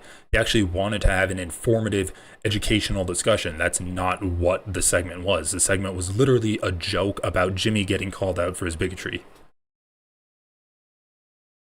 Also, I understand how annoying your location being signal boosted is, but the dox in this case is just the city Aubrey has already publicly stated he lives in. If there's more than that, I'm not sure. This is just what I've seen. So this is insane. Like, these people on here are literally defending doxing Aubrey because apparently he posted his location. So now they're saying that, like, well, he posted his location, so why is he mad that he's getting doxed? It's like, yeah, the dox is so stupid. It was a post someone made here because they realized he was in the same city as them because he posted his location publicly. Just don't dox people. Like, even if someone posts their location and their address, that doesn't really give you a justification to signal boost that address and post it in a way that would get hatred and harassment directed at Aubrey. Okay, anyway, I know this show's boosted, but I'm fairly sure he was posting publicly in his sublet group. Okay, whatever. So what else do we have here? Ethan is right when he says the damage is done on TikTok. No one will ever take into account Ethan's response, even when he shows the proof. I did. The proof did not back up Ethan. It actually backed up Aubrey. When I watched the most recent episode, you could see how hurt the whole crew was by his video, especially Olivia. That's hilarious. Oh no, the crew is hurt by Aubrey saying he had a bad experience on their show. Dude, honestly, they should all go fuck themselves if they're hurt by someone saying they had a bad experience on a podcast one time. I honestly thought after he viewed the episode that he would see that too and maybe take back the lies. He can still absolutely look back at that moment and feel hurt by the things that were said to him. I just wish he wouldn't mix that with the crew support and the main point of the video, confronting Jimmy on why it's wrong for him to say / make jokes about little people. That's not the main point of the video. The main point of the video was to have a comedic reaction of Jimmy getting called out by a little person. It was not the why it was wrong to make those jokes was not the highlight or the point of the video. That was basically all pushed to the side in favor of the comedic reaction of Jimmy squirming underneath the pressure of getting called out for being an ass. Anyway, let's just scroll down here. I'm sorry, but this guy sucks. So disappointed.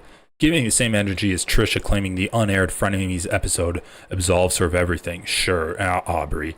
It was so extreme and offensive that I'm shocked they let it go to air. It's disgusting that they think content should be consumed. I just really hope they release the full thing soon. He literally never said that. Like, he never said it was so extreme and offensive that I'm shocked they let it go to air. That's literally what Ethan Klein said. Ethan Klein said it's so extreme we'd get demonetized if we posted the whole thing. I effing hate how these people in the snark always resort to saying they're getting doxed / death threats. Like, oh, you're getting doxed?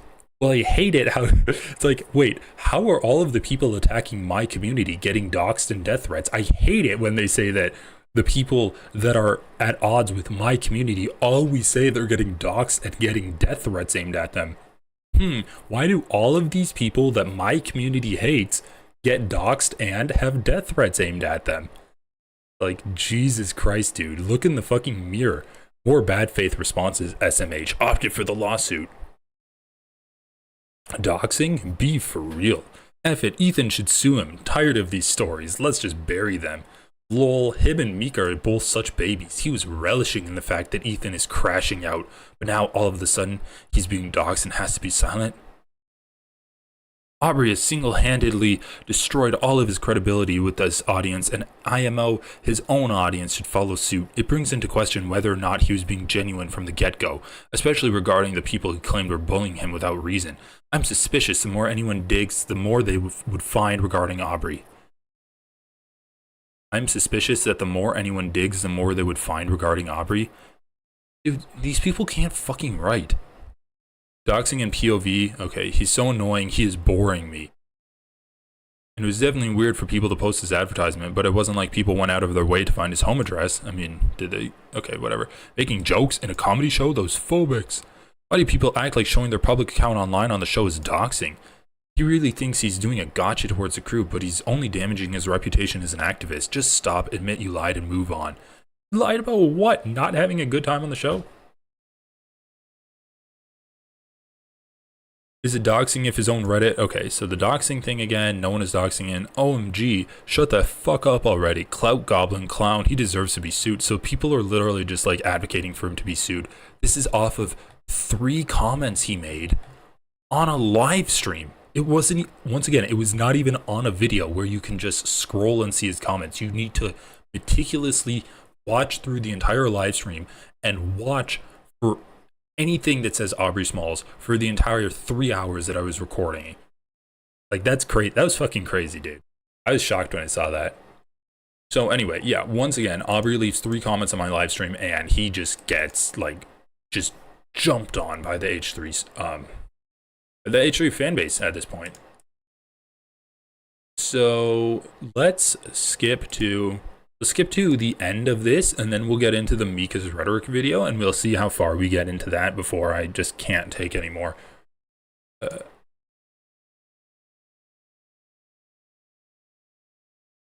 They spammed these comments so much on my housing ads, the moderators of the Facebook group banned me. It's crazy. Like, why are they acting like you're not getting doxxed when they're literally like going out of their way to attack your ads that you place in a completely unrelated part of the internet? I had to personally contact the Reddit mods to resolve this as well. So were you getting like spammed in your Reddit too? It's so fucking dark. And then they're like, oh yeah, you should just get sued. You should get completely discredited for like your entire life's work as an advocate because you said you had a bad experience on this podcast. These are part of the receipts Ethan is referencing. Oh my God. They are, and they were. They were. This is so valid. I almost never realized how uncomfortable I am by a situation until days later, sometimes longer. Yeah, he waited days. He has to come on. He continued to interact, and I mean, I know we didn't have a chance to do that today. But okay, so I'm just gonna read this one more time for everyone. I read it in the last segment, but so Dan writes, "Hey Aubrey, thank you for calling in. That got a little spicy, and we appreciate you trying your best to educate and inform using the platform. Not sure how it will resonate with Jimmy long term, but we're definitely going to debrief with him and talk it out. Hopefully it wasn't too much for you. They were more resistant than we expected. We'll keep you posted on when it will come out. Thanks again, and let me know if you have any questions." So just right off the bat, this is saying that, yeah, your message was not received by the comedians. It was very comedians. It was very spicy. I hope it wasn't too much for you. So acknowledging that it was an uncomfortable situation, and Aubrey did not do the things that he set out to do. Aubrey said that he wanted to come on to educate both Jimmy Lee and the audience of the H3 podcast. Then Aubrey writes, "Thanks for having me. Such an honor to chat, even though I know things got awkward for everybody." So acknowledging it was an awkward segment. Once again, not like a comfortable and wholesome environment that Ethan Klein says Aubrey experienced on his show. Then he says, "I would honestly love to chat about calling back in to talk about what the Reddit post was actually about." Basically agreeing with Dan that we weren't able to educate people. I would like to call back in so I actually have a chance to educate people. And then Dan says, "Yeah, we'd love to have you call back in. We're doing an episode. Do you want to call back in there?"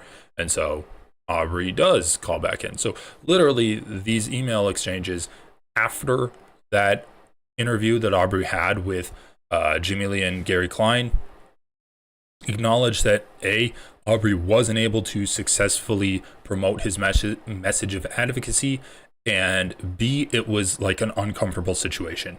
So yes, when they say that it was a feel-good educational moment for activism, like literally the correspondence directly after that interview acknowledged that it was not a feel-good interaction and it was not a good educational moment for activism. So, like, their fucking claims are disproven in the emails. Like, it's fucking crazy, dude. It's crazy that they act like this is a gotcha when it proves everything that Aubrey was saying.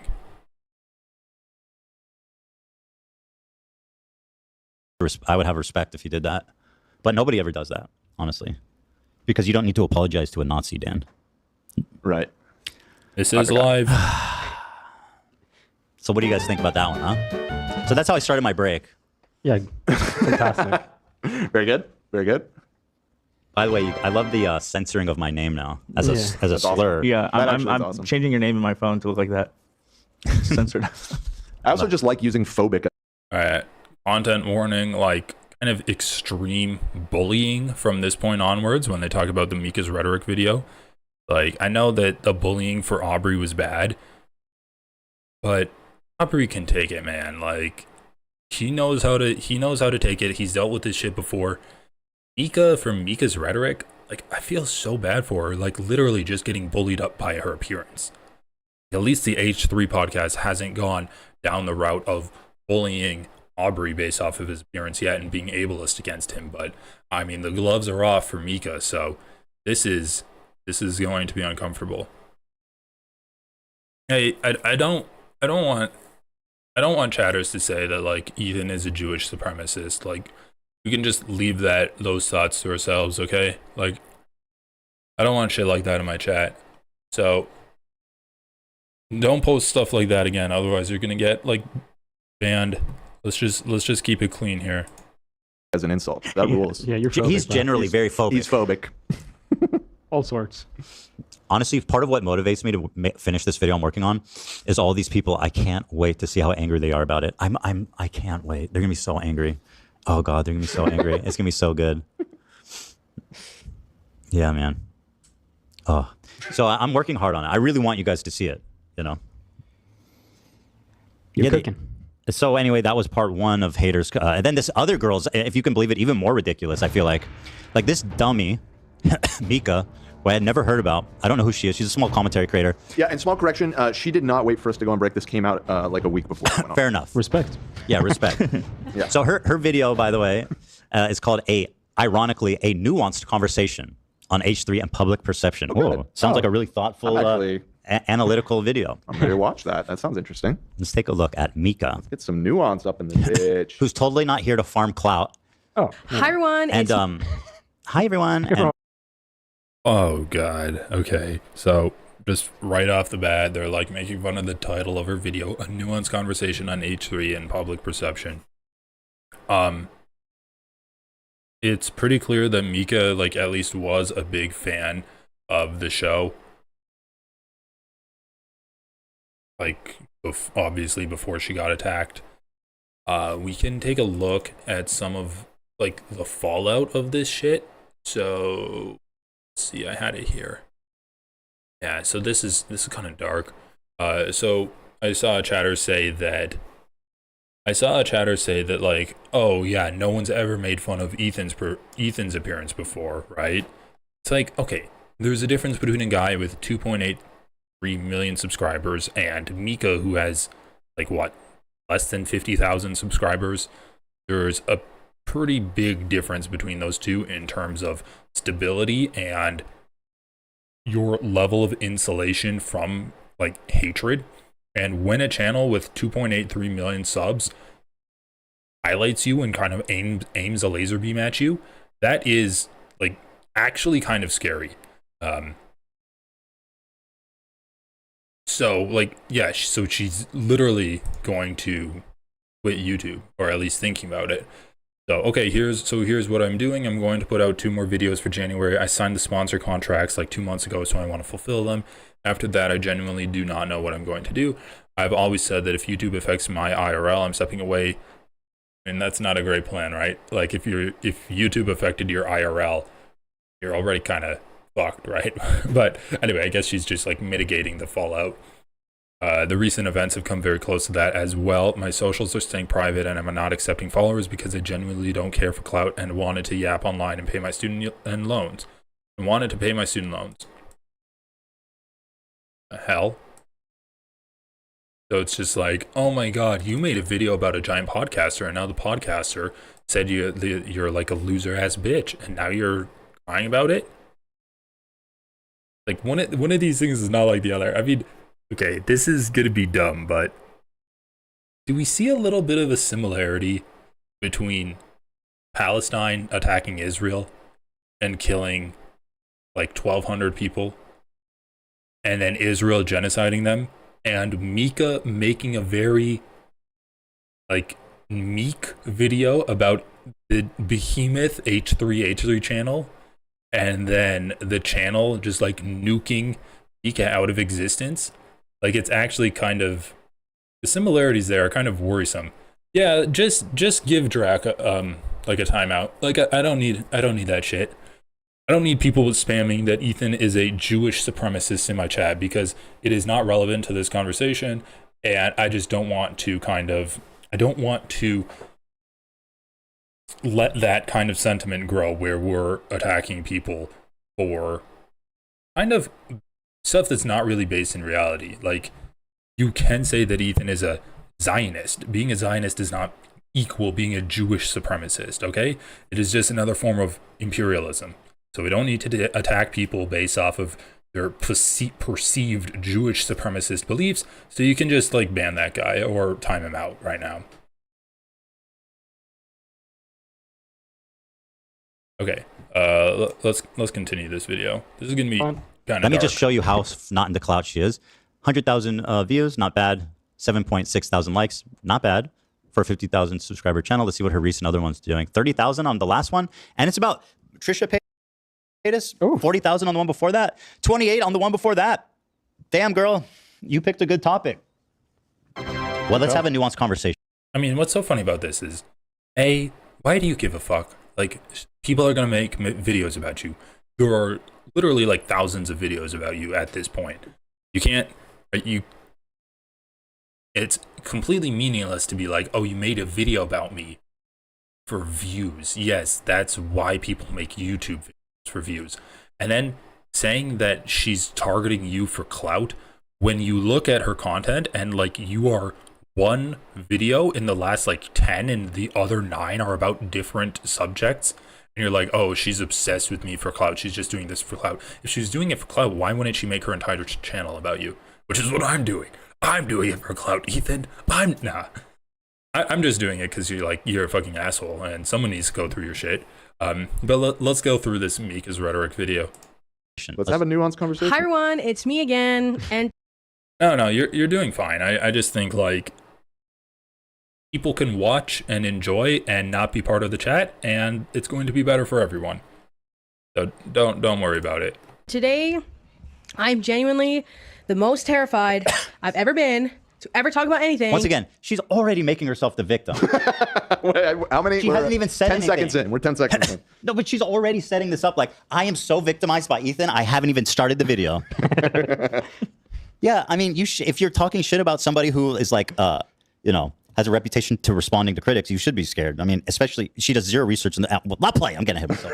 Ever. And I wish that was a joke, but alas, here we are. So today we're gonna be talking about H3. You didn't have to make this video. I don't know what you're talking about. There is man with a firearm. I was gonna say, just out of frame. She could be a prisoner. Yeah, holding to her head. You must make an H3 hate that video. That would make more sense potentially. I'm so scared. I so don't want to make this video. This is the last thing I want to do. But I have to do it. It's too important. I shouldn't be phobic. I'm phobic. It's too important for me to regurgitate half-baked things and do. Okay, people, like, I haven't seen this Mika's rhetoric video, and I haven't seen this segment of the H3 show because I shut it off because it was just such disgusting bullying. But does Mika's rhetoric actually criticize the show at all? Like, I know she goes over the history of the show, but does she say anything critical of the show? Like, is this just an informative video that she was making? Is all of this like attacking done by them just because they're dicks, or like does she actually criticize them for real things?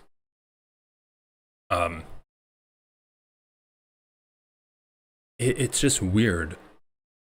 Okay, just once again, this guy has like 8 people on the payroll to help find content and produce these shows, and he's watching the entire fucking like hour-long video that Mika's rhetoric put out instead of clipping out important sections to do.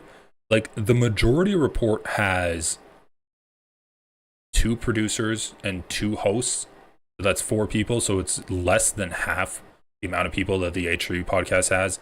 They do a show every day, and they have specific clips to react to every day. They don't react to like 50-minute long content.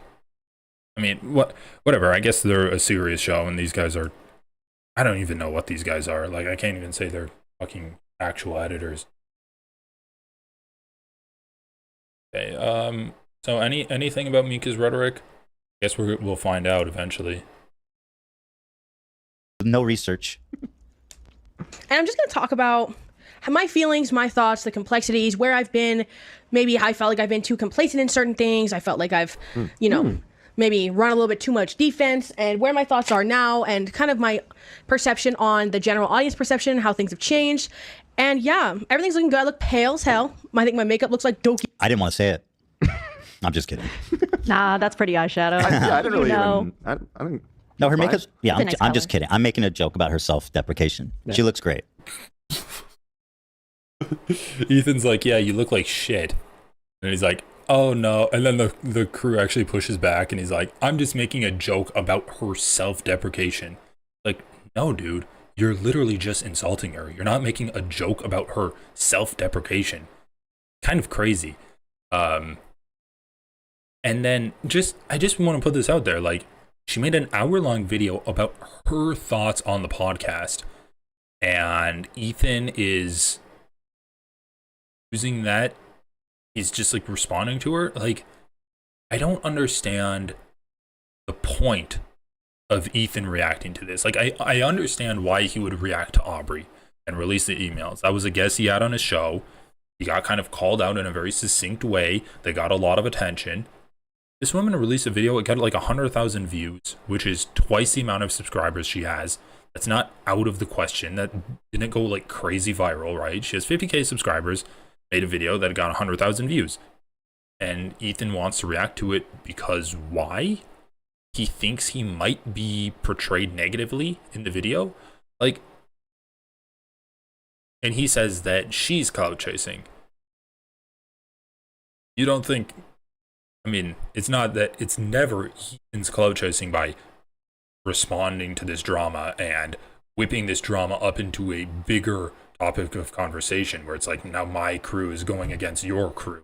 And it's like, my fans are going to completely destroy your fans. It's not Ethan that ever can be clout chasing. It's always the other people that are clout chasing. Okay? So, the only reason he's doing this is to clout chase, because she doesn't really have any real criticisms against the show to react to. It's not like she appeared on the show before. It's not like she's a very well-respected content creator that a lot of people know. People are confused by her call out of you, which is something that you need to address on your show. She's just like making a video diary, basically. And that's not my criticism. Totally. She's very dumb. And Yeah. she's not nuanced. And she's horrible at doing these videos. Yeah. But Terrible she looks communicator. great. She looks great. Love her glasses too. I don't have a lot of notes. I just finished work. Also, obviously, because everything has to be good. These are my little, very short, just like one page. So here she says, again, nuanced conversation about Ethan Klein. I have almost no notes and I did no preparation. Little iPad note moment. Also, here's a page full of notes. What does she mean she has no? I mean, she also said it's her thoughts about the show. So, like, why are you reacting to it at all?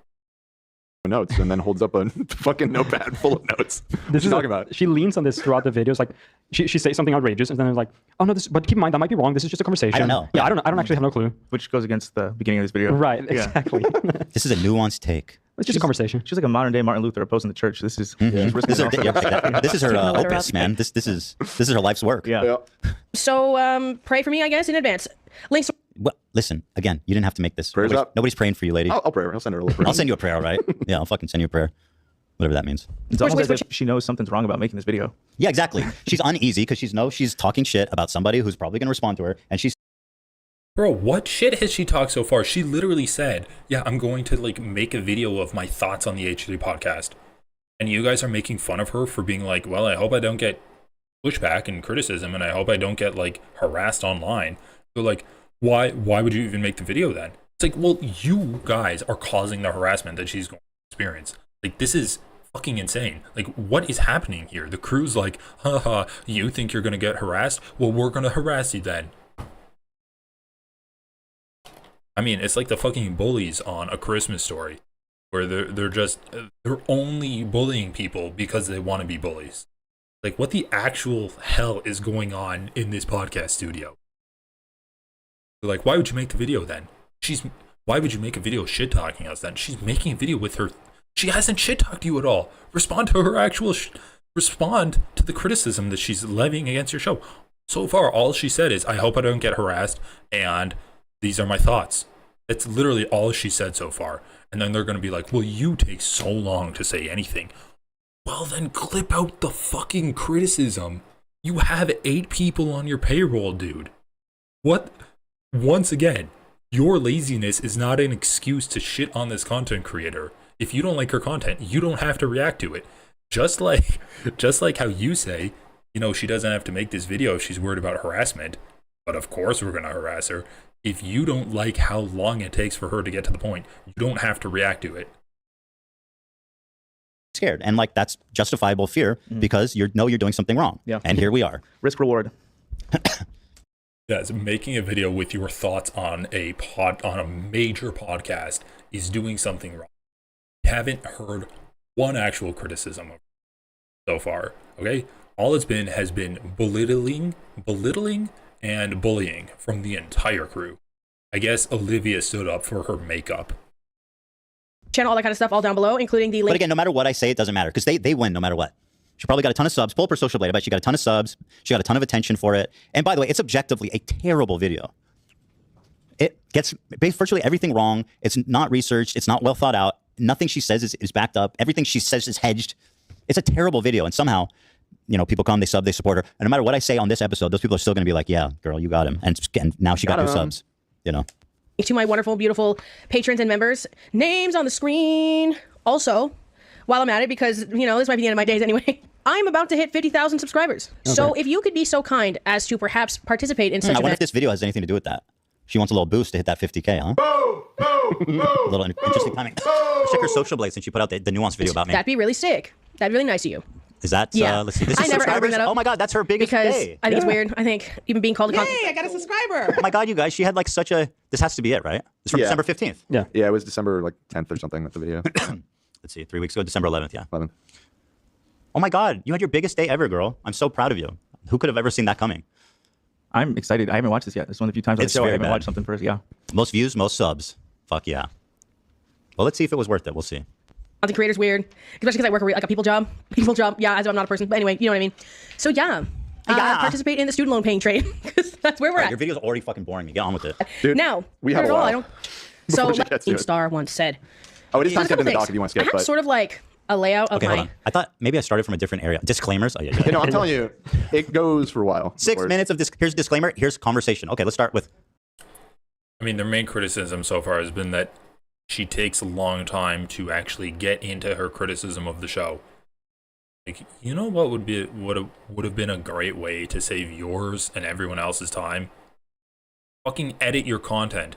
Get your content into edited packages for you to react to. You don't have to listen to the entire fucking 40-minute long video.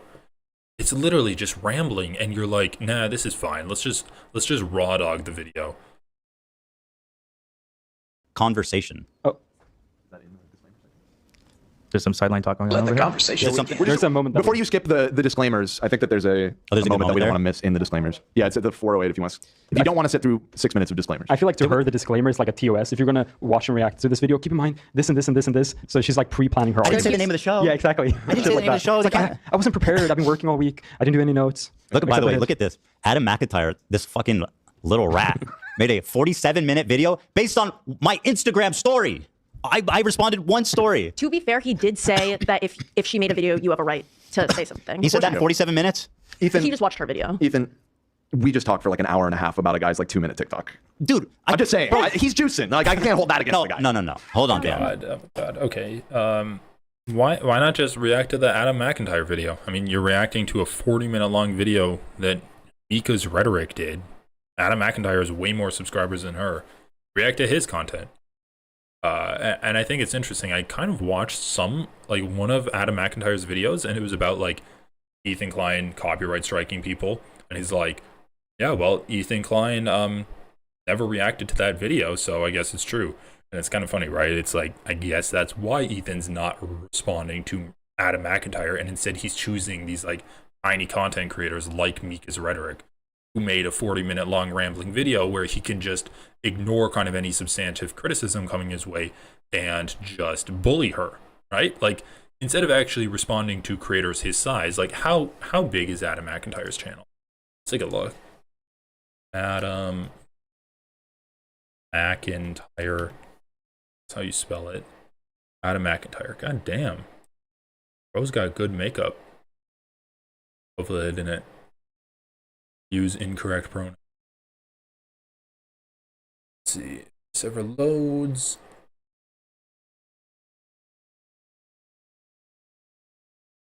So Adam McIntyre, okay, like significantly less subscribers in the H3 podcast, but almost 500k subs, and Mika's Rhetoric has about 10 times less than that. And Ethan's not responding to his video at all. Let's take a look. What are the videos that he's put out recently? David Dobrik's, okay, so it's just like YouTuber drama type stuff. So Ethan Klein comes for Mika's rhetoric over a nuanced conversation on H3. Ethan Klein is trying to silence people who disagree with him. This is another big video that he put out. Let's just check this out really quick. Just because I think it's like kind of interesting. At least the first 5 minutes is interesting. Hi muckers, welcome back to my YouTube channel. I hope you're all doing very, very, very well. And welcome to really our first video of 2025. I uploaded a video a couple days ago and I kind of talked about the fact that the start of the year has not been the greatest yet, but this is really the... And we are now adding 5 to 10 other shows. We are just locking... We are going to Brooklyn about the fact that allegedly, and I kept saying this in the video because in the video I have a very complex history with it. You know that Ethan loves to call me names all the time. We have a very complex relationship, if you will. But with this specific one, I honestly didn't believe it. And I was like, there's no way that like H3 would be like dumb enough to do this because of what they've stood for in the past. So my video, I kept saying, this is alleged, this is alleged, this is alleged. And I also kept saying over and over and over again, if Ethan comes out and disproves this, or he speaks out against it or whatever, like I'll delete my video. I will also, you know, completely retract the fact that I, you know, was voicing what these people were saying on the H3 snark on Reddit. I basically just kept over and over and over again saying like, I will give Ethan all these, you know, times to just kind of shut this down and I will, you know, shut this story down on my end. And again, I honestly just didn't believe the H3 would do what they allegedly have done.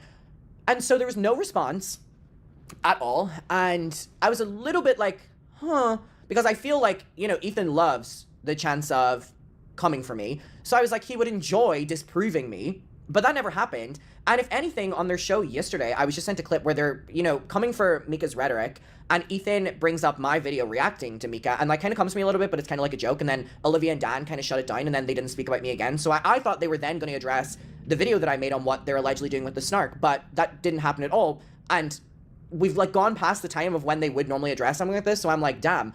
But the H3 snark have an, oh my god, you guys, I've seen it. This post has only been up for like overnight. I wake up to so many spam texts. Anyway, so then he goes on to talk about the copyright striking that Ethan's been doing against the H3 snark page, which, I mean, we can go over some other time. But anyway, I just think it's interesting that Ethan is, you know, unwilling to go after people that are actually doing substantive criticism of him. He's unwilling to go over Hassan's reaction to everything that he's been doing. Like, famously, Hassan put out that like 37-minute long video on his channel, on his main channel on YouTube. It's like responding to the criticism. Never really went over Hassan talking with Bradley Martin about Ethan Klein, and then over the reaction that Hassan did to that conversation, discussing kind of the fallout with Ethan. It's pretty clear to me that Ethan is unwilling to look at any kind of good faith criticism, look at any kind of good faith constructive criticism, unless he feels like he can knock that person down, like he felt like he was able to do with Aubrey. So Aubrey releases that video saying that, you know, he didn't feel comfortable on the H3 podcast 2 years ago. And then Ethan comes out and he's like, well, we have emails that said you didn't feel comfortable on the show. Like, okay, so he, obviously, like, Ethan just can't read, and he thought that proved his point. So he came for Aubrey. And now he sees that there's one video where, you know, it's not very good constructive criticism towards Ethan. It's not super well thought out, but it's this channel with, it's a decent sized channel, 50k subs, 100k views on the video, and Ethan's like, let's just spend this opportunity to bully her. We're not going to go over the Adam McIntyre video. We're not going to go over any of Hassan's videos. I'm only going to engage in drama that I feel like I can completely bully and just knock out of the way and bulldoze over. So yeah, just selectively attacking people, and he wants to act like anyone that makes videos about me is open to getting targeted. Like, okay, well, there's way too many people making videos about you to actually spend the time to attack them. I mean, it's kind of the same with the Comrade Casey, right? He feels like he completely steamroll over Comrade Casey to make his point. Where's what I said about her? It was almost like and her too. That's all I said. You called her a dummy. Yeah, well, she is. Yeah. Anyway, whatever. True. Okay, 47 minutes. You're right. It's warranted for one story. Right. But what do you even glass say? houses? But what do you even say? No, this isn't glass house situation. I watched a ton of TikToks. I watched like 5 minutes of video. What do you say about like one short thing of text? It is pretty amazing, and not just that, but a lot of teaching channels, just in general, just how they're able to make such a long video out of like, so little. Like 47? Probably an asshole. I'm saying that it is. Yeah, exactly. Like, okay, you can make 45 minutes of content out of that. Come on. In fact, that's low. We could turn an Instagram story into like 2 hours. Yeah.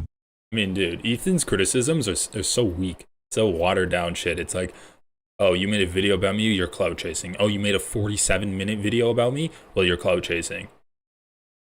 It's like, respond to their actual criticism. Like, you have an entire fucking staff, make them watch the video, clip out the things that are actually important or actually real criticism of you. Respond to that. This is fucking embarrassing, dude. It's actually embarrassing. Dude, these people see blood in the water and they come like fiending. It's like, oh, an Instagram post, boom, ad revenue, hell yeah. That shit. One day for fun, you should just post like a black and pink thing on your story, just something random, and see how many videos come out of that. Black? Oh, you mean like frenemy shit? Oh god, yeah, there would be a lot. Yeah, there would be a lot. Anyway, these people are so dumb, and they're just so fucking like banded together. Like, girl, I got you against Ethan. He's so cruel. You're so brave. It's an idiot. Here, I have. Sorry, what was the one you wanted me to watch? She says she's. Oh god, this is good. She's trying very hard to prove to us that she's not anti-Semitic, which from the beginning makes me sus.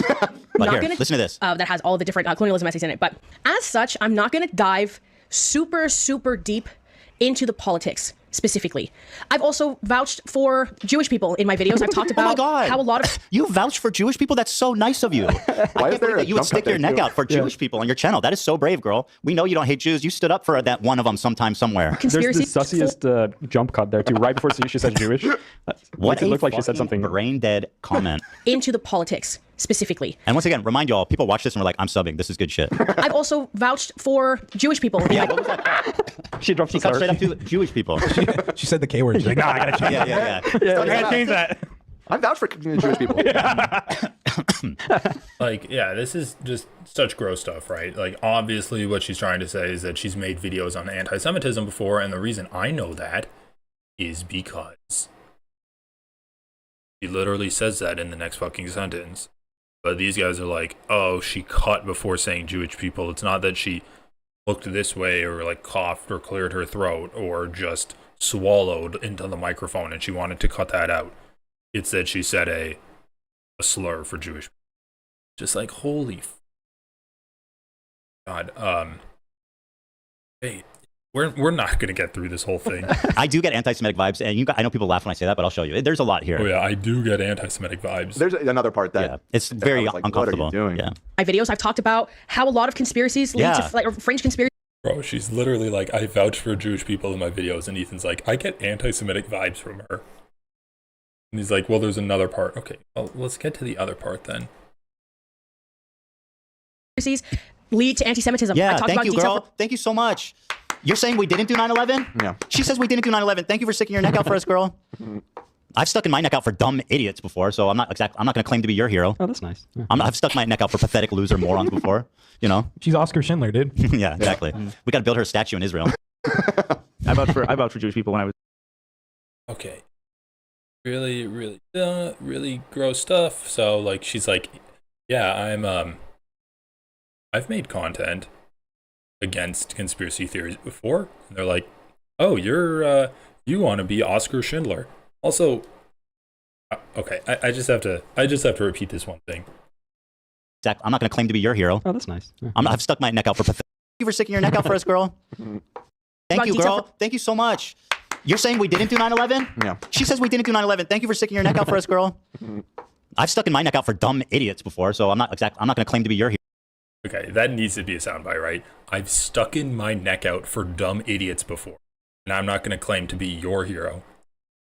Like, bro, you literally are misusing words while saying that she's an idiot. Like, oh yeah, you idiot, not I idiot. Hero. Oh, that's nice. Yeah. I've stuck my neck out for pathetic loser morons before. You know. She's Oscar Schindler, dude. Yeah, exactly. We got to build her a statue in Israel. I vouch for Jewish people when I was in Dearborn, by the way. Oh, nice. That's my boy. I was like the great people. Wow. That's my boy right there. Give it up. You make Mika proud. You said she's holding space for Jewish people. Yeah, let's hold. Thank you. Nerd City and discussing how he kind of leaned into the New World Order. I've discussed. He leaned into New World Order. I'm sorry. Are you implying that inherently has something to do with Jews? Also, what was she going for there? Why even mention that? I gotta wrap my head around that. Why She even says, mention that? no, she says, I talked about Nerd City doing conspiracies about World New Order. Not mentioning Jews. She's implying that Jews are intrinsically part of the New World Order conspiracy theory. Well, but she stands up for She might be. What the fuck, dude? They literally are. That's a conspiracy theory. If she made a video debunking it, then of course, like, she's gonna know that that's what the conspiracy theory is. It's... Oh my god, dude. Just the density of hatred in this section is making it very difficult for me to make my way through. She's like, yeah, I made a video calling out anti-Semitic conspiracy theories like the New World Order one. And it's like, whoa, do you think that Jews control the entire world? Do you think that there's a new world order that Jews are running it? It's fucking bananas. It's actually just, it defies any kind of logic and any kind of reality. Like, I don't know if it's the fires or if there's a gas leak in that studio where they're just incapable of keeping their 2 feet on the ground. They're just like floating off in La La Land. She's like, yeah, there's anti-Semitic conspiracy theories that I've called out before. They're like, you're Hitler. You think the Jews run the world. How are you getting that from saying, yeah, I've advocated for Jews and I've called out conspiracy theories before, like anti-Semitic theories before in my videos? How did they get to this level where they're literally saying now that, oh, well, what, you think the Jews run the world? Like, that's what Ethan was saying. We didn't do 9/11. Thank you for sticking your neck out for us, girl. I've stuck in my neck out for dumb idiots before, so I'm not going to claim to be your hero. Oh, that's nice. Yeah. I've stuck my neck out for pathetic loser morons before, you know? She's Oscar Schindler, dude. Yeah, exactly. We got to build her a statue in Israel. I vouched for Jewish people when I was in Dearborn, by the way. Oh, nice. That's my boy. I was like the great people. Wow. That's my boy right there. Give it up. You make Mika proud. We said she's holding space for Jewish people. Yeah, thank you. Nerd City and discussing how he kind of leaned into the New World Order. I've discussed. He leaned into New World Order? I'm sorry. Are you implying that inherently has something to do with Jews? Also, what was she going for there? Why even mention that? I gotta wrap my head around that. Why even mention that? No, she says, I talked about Nerd City doing conspiracies about World New Order. Not mentioning Jews. She's implying that Jews are intrinsically part of the New World Order conspiracy theory. Well, but she stands up for She might be talking about debunking. Yeah, she's not saying she supports it. Yeah, she's saying she's actively against she vouched against it. But I don't think that those are intrinsically linked. So, for example, Nerd City and discussing how he kind of leaned into the New World Order. I've discussed. You don't need to fucking put a disclaimer just because you're talking about a Jewish person. Like, right, that's what I was going to say. What are you doing? She's like, I vouch for Jewish people, but today I won't. Yeah, today I'm going to change my. I care about Jewish people. I'm going to do zero research and totally mischaracterize and shit on this guy for the Jews. It was quite recent. I'm trying to remember who I was making a video on because this is not really scripted. So who was I talking about? Yeah, we can tell. Yeah. Okay, so just once again, like, kind of a gross conflation of Ethan thinking that any kind of criticism towards him is an anti-Semitic attack in general and kind of a criticism of all Jewish people everywhere, where Love is like, yeah, I've defended Jewish people in the past, but today I won't.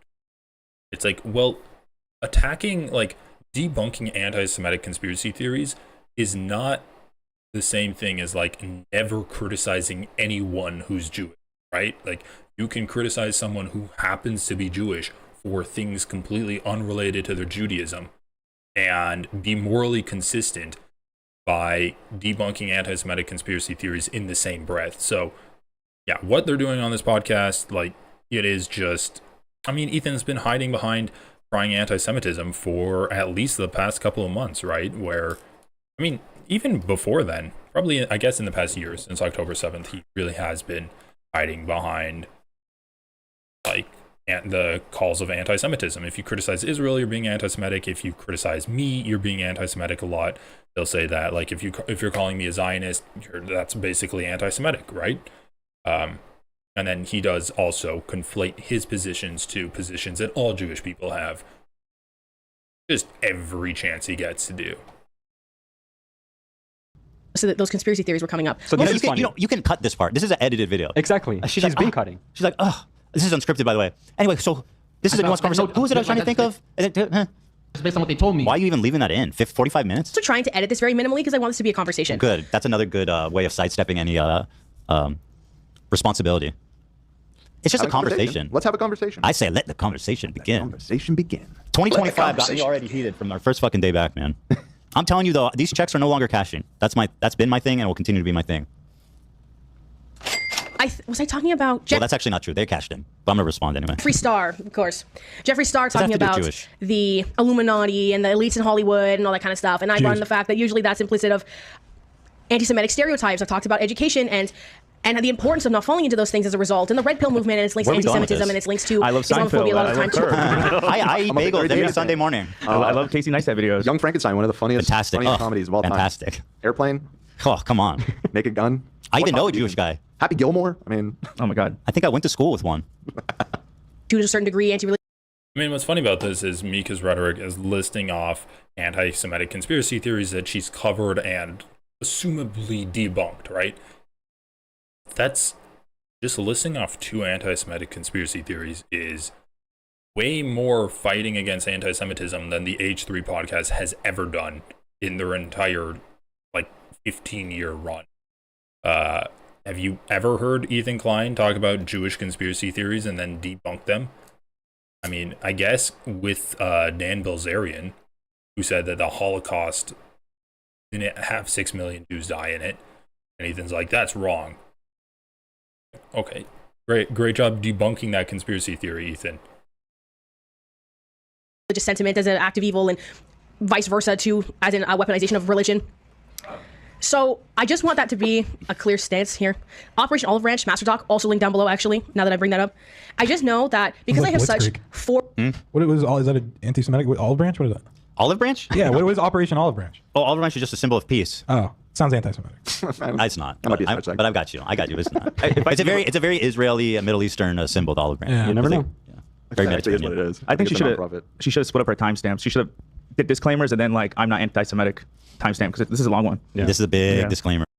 Bro, fucking insane. So, Operation Olive Branch is I just looked it up really quick. Operation Olive Branch, grassroots movement to support and amplify aid requests of Palestinian families. So it's literally let's amplify aid requests, give aid to Palestinians. And Zach's like, Olive Branch? That sounds anti-Semitic. And Ethan's like, no, it's a symbol of peace.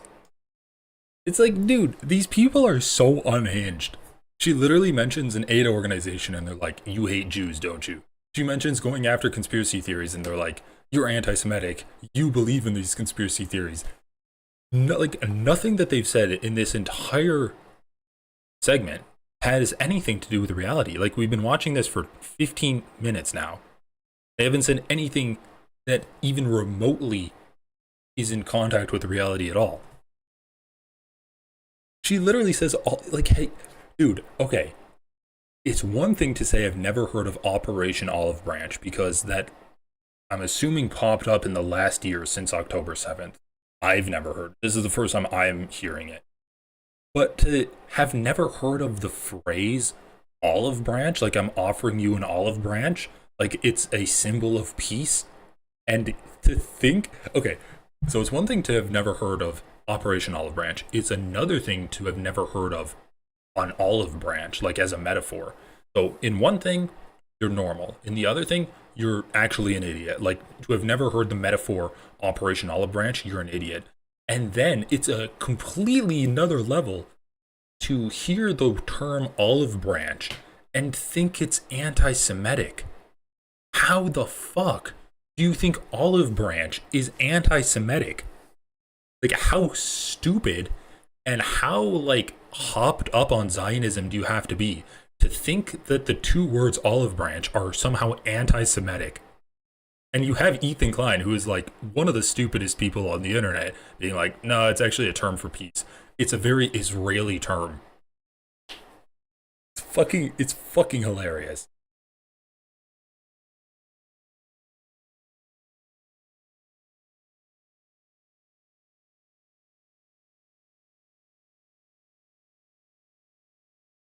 Right here, girl. Forward and Blah, and blah, please, blah, blah, blah, blah, blah. All right, let's get to the I conversation. have the lineup of how I think this started from the inception of the podcast to now.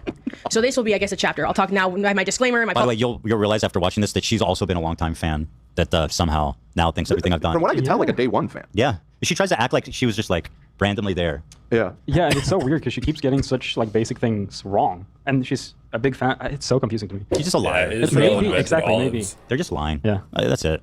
Politics and then whatever. Okay.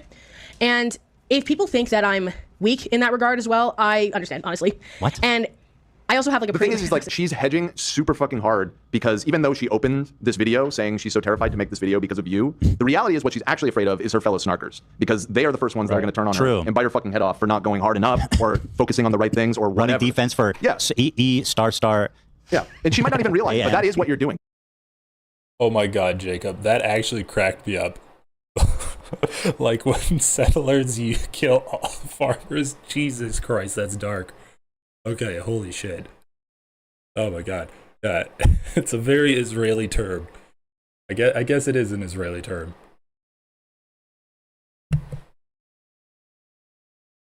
None of these disclaimers were in any way a prevention of, our fans or your fans coming after her. True. She is deathly afraid of all the other idiots that she hangs out with. Those people are fucking I piranhas. guess you're right. You're right.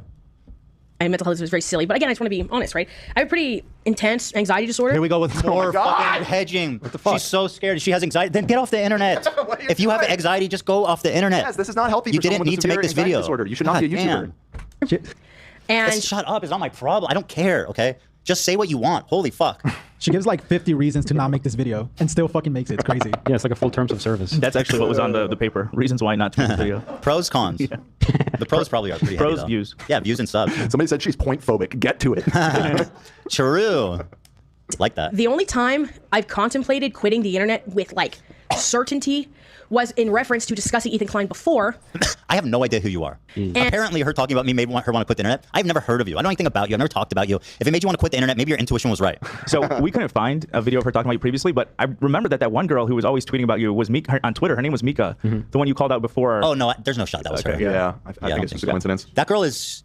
That girl is crazy, but she's kind of like clever and funny, and even though she's like also psychotic, she's neither of those things. Yeah, we saw one video you were in, but it was more speaking in good light. Maybe that's why she's so traumatized. Yeah, she was wearing Teddy Fresh in the one that. Oh, so she's traumatized because people were shitting on her for being supportive of me. Oh, maybe. Maybe. It was from several years ago, though, right? It was from I think I think it was the current wave. debate about the steak.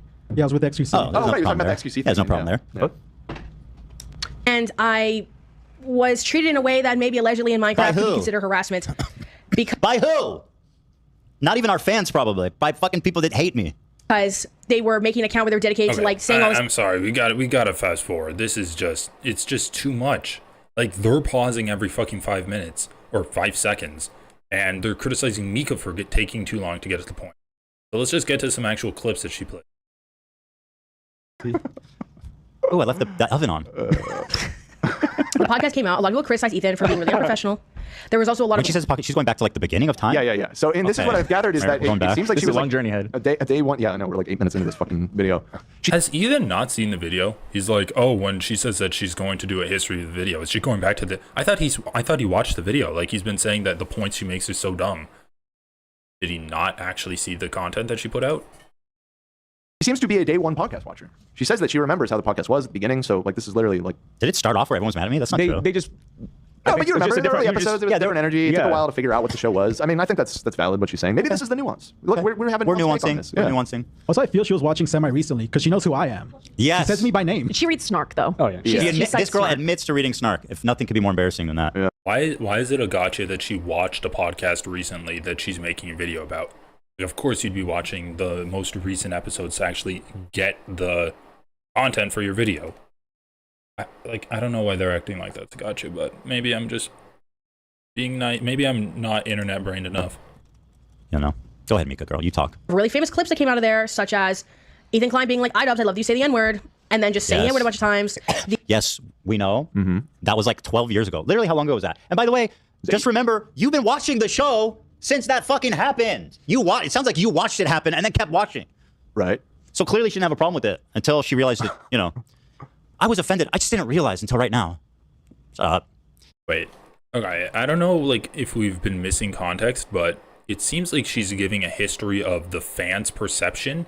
Her video is literally titled about like how the fan, and it's like Ethan Klein and the public perception, right? So she's talking about how the fans perceive the show, and she's saying that that whole N-word saga got a lot of people riled up about it. She's not saying personally that she stopped watching because of that, or that in retrospect she should have stopped watching because of it. So once again, Ethan is not really understanding what the people he's reacting to in video form, where he can pause and rewind forever. He's not understanding what they're saying.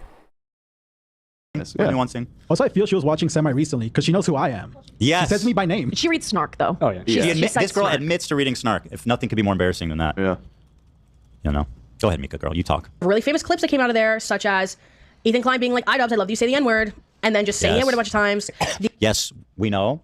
That was like 12 years ago. Literally, how long ago was that? And by the way, just remember, you've been watching the show since that fucking happened. It sounds like you watched it happen and then kept watching. Right. So clearly she didn't have a problem with it until she realized that, you know, I was offended. I just didn't realize until right now. Yeah, we've been over that. It's like 10 years old, man, for real. 7 years old. Yeah, 7 years old. Really, 7? It should be going on 8. Oh, maybe it's it's probably 8. Probably closer to 8, yeah. It's 2017 April. But I was like, you really got me on that one. Nobody's ever seen that or heard about that. Right. The clip with Joji saying that women were at the time was still doing stuff on the internet, I think, as Filthy Frank, saying that women were made to be submissive to men. That's not what. Okay, good. Or apes or whatever, right? Our Neanderthal cousins were probably just like crazy. So there's definitely something like in us to like conquer. Men want to like. Right. So it's women are in a nature setting like to be conquered. First of all, to be clear, I think it's funny how it went down with Joji. I don't even think there's really a problem with this clip. Really, I mean, we just had drunk having a conversation. I said something without thinking that much and didn't really say that much, and I really don't even think it's only viral because Joji's. Yeah, it is a good Joji in the back. Yeah, it's not like any. You said way worse. Yeah, for sure. I didn't want to say it. You said way worse. Come on. Yeah. And anyway, that was also that was one of the first episodes we ever did. Yeah. Girl, do you have anything before I for the worked past here. like 6 years? Well, she's got. There's also the clip. Another 40 minutes to go. I'm sure she'll say something of substance. It's one. Oh, she's literally doing a history of the podcast, and he's like, "Why did you start the beginning of the history at the beginning of the podcast? Why don't you have more recent stuff?" Dude, I don't know, man. Like, I don't know if he's dumb, he's just petulant, or he's just an ass and just deliberately misrepresenting people as much as possible to shit on them as much as possible. But either way, his content is just, it's really dumb stuff. Like, effectively, the stuff that he's putting out is the same either way. Like, in any one of those three things, the shit he's doing is just bad. It's low comprehension. You're not accurately responding to any of the points that you claim you're responding to. So if people want to get, like, even in terms of internet drama, he's not even doing a good job of being an internet drama arbiter because he doesn't understand the points that he's responding to. Yeah, it's just really lowbrow stuff from Ethan here. Point where Ethan Klein was talking about Jewish people in Israel. Oh, don't you fucking dare come at me, a Jewish man, for telling jokes about Jewish people. Mrs. Oscar Schindler, who saved all the fucking Jews. Fuck you. How dare you, dude? I don't get mad when you call other people dumb. You're allowed to make fun of your own people. But have you ever vouched, though? You ever vouched? You vouched? I vouched for dumb people, yeah. For example, well, I said I liked Aubrey at the time. Ooh. God, he's so good. God. Dude, I've seen this talking point of these like these detractors, and they actually go, Ethan's the anti-Semitic one. Like, that's actually a talking point they have. It's a good unfucking believable. And commenting on their hygiene and And by the way, this is again like a 7-year-old clip as well. Like, holy shit. commenting on some things that should not have been commented on in the way that they were. How about you mind your own fucking business? You know what I mean? Like, I'm talking about my own people. What? Yeah, I live there. What? You know? Oh, yeah. I love that argument from Zionist. Why don't you mind your own business? Okay, guys. Story time, okay? Someone made a fucking, like, schizo post on the H3 subreddit. I reached out to them. Like, hey, do you want to talk? They're like, maybe. And they're talking. They're like, do you have Instagram? I'm like, okay, like, whatever. Then they're just, like, schizoing out on me. They're like, well, I can tell in your videos that you're not Jewish, and I just don't think that you should be able to talk about this stuff if you don't have skin in the game. I'm like, bro, this person's nuts. And now we have Ethan Klein being like, you can't criticize me for making racist jokes because they're about my people. So now he's like at this like tribalistic level where it's like, you can't criticize Jewish people. You talk about what you know.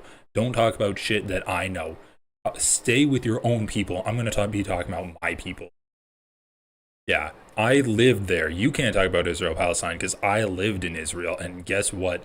There is no segregation. 20% of the population is Palestinian, so there's no segregation whatsoever. Yeah, and he's not a Zionist. He doesn't say Zionist talking points, guys, okay? Definitely not a Zionist. Pretending like you don't get like more leeway when like that's actually a talking point they have. It's unfucking believable. And commenting on their hygiene And by the way, this is again like a 7-year-old clip as well. Like holy shit. commenting on some things that should not have been commented on in the way that they were. How about you mind your own fucking business? You know what I mean? Like I'm talking about my own people. Yeah, I live there. What? You know? Are we pretending like you don't get like more leeway when you're talking about your own group of people? What the fuck? What the hell are we doing? Well, and I mean, Ashkenazi Jews were all inbred. That's why we all have all these neurological diseases. Holy shit. I mean, it's so funny, right? He's talking about like Ashkenazi Jews. He's talking about Orthodox Jews and how they're inbred. So you're differentiating yourself from the Orthodox Jewish population. So you're not talking about your own people, right? You're literally talking about a different group of Jews. Once again, Ethan is so this is what Ethan does so much. So like he will use Jewish people as a shield when it suits his purposes, and he'll turn them into a monolith. So if you're criticizing Ethan, you're criticizing all Jewish people. If you're saying that people shouldn't be scared of the phrase "from the river to the sea, Palestine will be free," then you are meaning the entire feelings of the entire Jewish population, right? Because Jewish people are a monolith when it suits Ethan's purposes. When you are saying that I can't make jokes about Orthodox Jews, well, I'm a Jew as well. Jewish people are a monolith. I should be able to make jokes about my people. But when you're talking about hummus, then he says, well, there's Palestinian Jews in Israel. Not all Jews are Europeans. All of a sudden, the Jewish diaspora, or I guess the Jewish population of Israel, is this extremely diverse group of people with different cultures and different tastes, and that they have different views on Israel. There's the far extreme right group of Jews that want to expand into Palestine, but then there's the liberal Jews that just want to have an apartheid state and they don't like the genocide that's happening. There's the Jews that support Netanyahu. There's the Jews that don't support Netanyahu. Even within Netanyahu's war cabinet, there are different perspectives, right? Yoav Gallant was a good guy. He was a moderating voice on the Israeli war cabinet. But if you're criticizing Ethan, you're actually criticizing all Jews, and the Jews are monolith. So this is just something that Ethan will do, and this is something that all Zionists do, right? Zionists will use Jews as a shield to defend their indefensible actions. But, you know, what's one pretty decent way to defend the indefensible? Say that if you are attacking my actions, you're actually being anti-Semitic, and that's what Ethan does here too, right? But it's just hilarious how, like, he's like, I'm making jokes about my people, and then within the joke, he's making jokes about a different group, right? He's not an Orthodox Jew. He's not making jokes like, oh, and we can only shower once a week, right? Like, the smell gets pretty bad down in the pants section. He's like, nah, these fucking Orthodox are so lazy, they don't go into military service, and they stink. They don't shower. Can you imagine anyone having sex with them? The only reason they're able to reproduce at all is because they inbreed with each other. Like, that's literally what he says. And he's like, those are jokes about my people? Those aren't your fucking people, dude. You hate them. Your wife hates them because they're Orthodox. You literally, like, bully them on the street. You're driving past them. You pull out a phone and start shitting on them. You complain about how they don't have to do military service and they're so fucking lazy. You don't like them at all. So shut the fuck up about this, I'm making jokes about my own people kind of bullshit. Because back in the day, we had our little village and we fucking ran around in our little suits, and nobody wanted us, so we're like, well. I mean, and then the other irony is that he'll call out Hassan for when Hassan makes an offhanded joke where he's like, oh yeah, the Orthodox Jews are inbred and now they're getting conscripted. And he's like, that's so anti-Semitic of Hassan to say.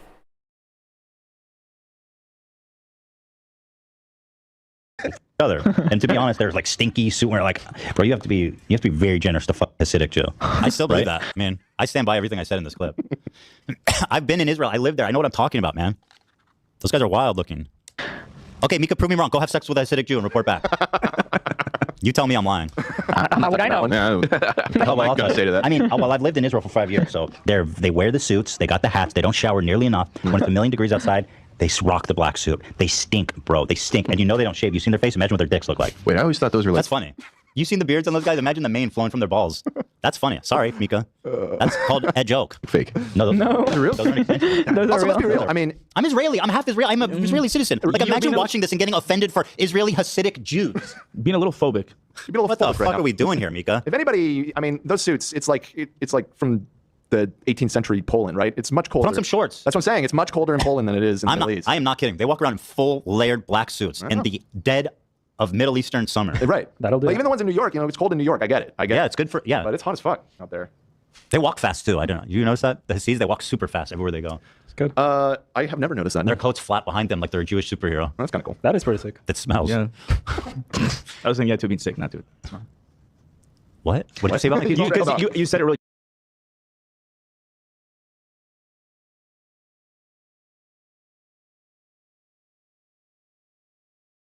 So proud of you. Thank you. That's really good. Oh, wait. Hold on. If you actually turn the camera a little bit to the left. Are you serious? Goku Naru, Oh, no. Jake Doolittle, and Aubrey? Yeah. All in your room? I feel like I'm dogs with Gok now. Me and Gok are dogs. Gok. Yeah, he's my dog, Goki. Goki. I don't got a problem with Goku Naru. Why are you spreading lies? Exactly. That's what I'm asking. We are synced up. They're all. That is commitment. I guess, if you're going to do it, you're going to do it. Their faces look so gnarly. So imagine what these dudes look naked, and they're all pretty fat, too, because that wife's at home cooking. That's all she does. Not all fat. That's also true. A lot of the ones you see, they're very traditional. They're very conservative. I mean, this is so funny, right? Ethan's like, oh, you're going to criticize me and you're going to get offended because I'm making jokes? I'm making jokes about Orthodox Jews, my people. And what's fucking hilarious is that his wife is the one that's getting offended at this. So let's just take a look at this. Is her video even still up? Must be, right?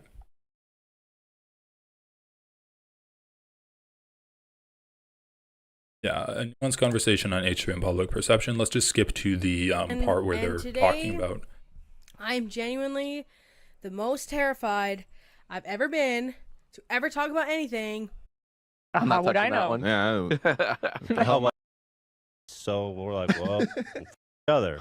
And to be honest, there's like, so we all have all these Really? neurological diseases. Holy shit. Because back in the day, we had our little village and we fucking ran around in our little suits. Like and nobody wanted us, so we're like, well, each other. And to be honest, there's like stinky suit where like, bro, you have to be very generous to fuck a Hasidic Jew, right? How would I know? Yeah.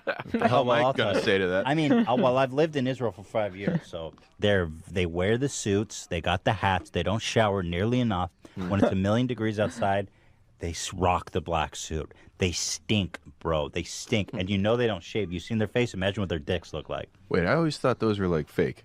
No, those are real. Those aren't extensions. Those are real. Those are all. That is commitment. I guess, if you're gonna do it, you're gonna do it. Their faces look so gnarly. So imagine what these dudes look naked, and they're all pretty fat too, because that wife's at home cooking. That's all she does. Not all fat. Well, a lot of the ones you see are pretty chunky. Can we get a picture? Yeah, let's see this. Yeah. I'll be the judge. Yeah, dude, these are such funny jokes, right? I mean, it's so funny that you're literally getting pushback from your wife, and then it's extremely awkward between everyone on the podcast. Also, there's one more thing, man. Like, I love overweight Americans calling other people overweight and criticizing them because of their weight. I guess Ethan now can say that they're like, holy shit, dude. Okay, anyway, so yeah, that was an extremely funny joke that Ethan was saying that made everyone laugh, and it wasn't awkward at all. Once again, an example of Ethan Klein's comedy being extremely awkward, right? And not funny, like no one laughing.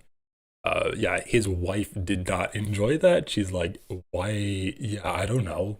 Why would I know if their dicks smell bad? And she's like, they're not all fat.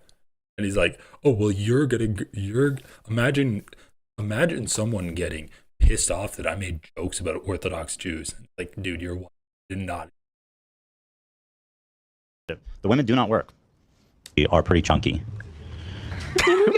Yeah, let's see this. Yeah, and I know what Israeli home cooking is. I've ate that shit, man. It's like 50% like just fat, like grizzle. The judge about hot they are. You asked for it. So those clips were already. Imagine showing that as like the pinnacle of Ethan's offensiveness. What a moron you are.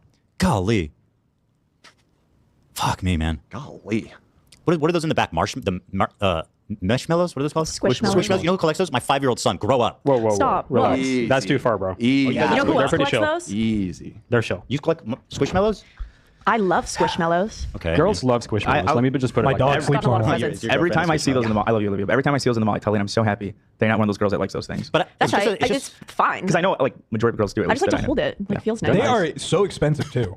That's part of For it. Telling me. a medium one, $50. They just take up so much no, space. that's not true. Actually, yeah, that's not true. They're like $15 for the small ones, 25 for the middle ones. On Costco, you can get the big ones for 35. 35. Bang, bang, bang, I've bang, never For the bang, big five one. boom. Boom. That's for the Boom. big guy, like this fucking big. Boom. Okay, fine. You can like squishmallows. But yeah. I was just, I do think she needs to grow up regardless. Thank you. That's all my boys wanted for Hanukkah this year. Just squishmallow. Really? They've got a freaking King Ghidorah squishmallow, a Godzilla yeah. squishmallow. That's sick. Nice. They have That's like awesome. it's crazy the breadth of the collection. So are they like? Do they have like personality, or is there like Jesus a Pokemon fucking situation? Christ. Yeah, they have little cards that says, Yeah. it's not very good. It's It like, says their name and occupation. The lore isn't very good. Sundays on hot summer days, like it's dumb shit. Real Like, surface level shit, huh? Yeah, that's not much world building in the squishmallow universe. All right, I might like go to another segment and then call it because this is too long to get through. Let's skip to another clip that she plays, and then we'll get to kind of the conclusion and see what they say at the end.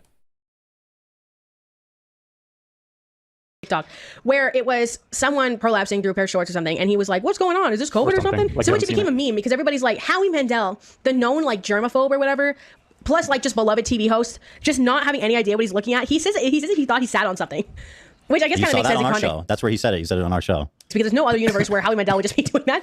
It was like a boomer gets TikTok moment, and it was quite wholesome and funny, right? What? Him posting the prolapse was wholesome and funny, but I'm gross. Make that make sense. Also, she knows nothing about Howie Mandel. He did like gross stuff, I feel, right? Like, Yeah, he does. Yeah, he has a pretty weird sense of humor on TikTok. That's 100% what he would do. Yeah. Was Ethan Klein became obsessed with this and started showing this to everybody, the TikTok to everybody and stuff. But then also got involved with this sex worker named Hunger FF, who was really famous for utilizing his prolapse rear end. What's the problem here? You got involved with the sex worker. I gave big ups to someone who does it. We humanized the prolapsing, and honestly, we have a great relationship with Hunger. I like him a lot. Yeah, it started off as this like weird thing that we all didn't really know what the fuck was going on, and then we were like, oh, turns out this is like maybe not. We shouldn't just label this as weird. It's just people's fucking thing. Yeah, because Hunger's You're into what you're into. Yeah. I know that's a very socially conservative attitude from me to have. Hey, come on now. Not anything, Dan. Take it back. We don't like when men kiss. Remember? We were just talking about it. Dan, before the show, he comes and he said, Ethan, I hate when men kiss. I said, whoa, Dan, that's conservative. That sounds really conservative. Yeah, I didn't say that. Ba-da-bam-bam. I did not say that. When I said I was having baby, Dan asked if I was married first. Very conservative. Very conservative. This is not a comedy podcast. This is a podcast for people that are like parasocial with these guys. I don't know. I haven't heard anything. I'm trying to think. Like I haven't really heard anything funny coming out of this show. I guess it's just like irreverent stuff, right? Oh, look at Howie Mandel. He did a prolapse asshole. Can we get into it? I don't even care about that story. Like once again, she's just let's just skip to her thoughts. With somebody. She keeps bringing stuff up and never like unpacking. It never goes anywhere. Oh God. The nuance is killing me. In my personal life last Christmas was sure, yes, but you also think being Arab in America is a cakewalk. I think this is a nuance that's missing. What the fuck is this point? At what point did I say being Arab is a cakewalk? Like I can't speak up for Jewish people without like inherently condemning Arabs. It's fucking insane. And I think what she's saying, okay, if I can try and insert some nuance here. She was saying that you said that other forms of racism are less socially acceptable than anti-Semitism has been becoming. Yes. And she's taking umbrage with that. I think it depends on the community because I think there is a lot Imagine of people taking that are umbrage racist with against- that, just on the face. You're like, yeah, Jewish people is becoming more and more acceptable to be anti-Semitic. She's like, that's fucking outrageous. How dare you? Right. It's like, yeah. no, bitch, shut up. Like, how dare you? But she's trying to, I think. She's proving my point. She's literally proving my point right now. What other minority group would this leftist girl, feel comfortable getting on camera, taking a nuanced stance, which is that like, this guy is too supportive. This minority group is, they're totally lying about being prejudiced against. Right. Who the fuck would say that?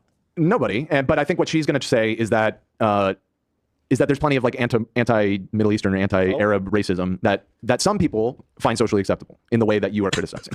Okay, fine. If you want to argue that, that's fine. My larger point is that anti-Semitism is becoming extremely socially acceptable. Right. And that I think it's an issue worth talking about. Like, okay, fine. I think that's true, but I think the pushback that she's trying to give.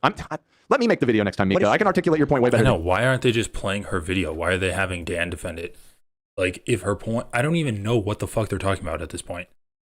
Ethan's been too zealous in his condemnation of anti-Semitism. I don't think that's true at all. I don't think he's been zealous enough in his condemnation of anti-Semitism, because all that he's done really is criticize people for being too pro-Palestinian. That's not the same thing as calling out anti-Semitism. I don't think Ethan's done a good job at all of calling out anti-Semitism. Once again, whenever he's confronted with like a Nazi rally or something, he either ignores it or will be like, oh, look, this is Hassan's doing, right?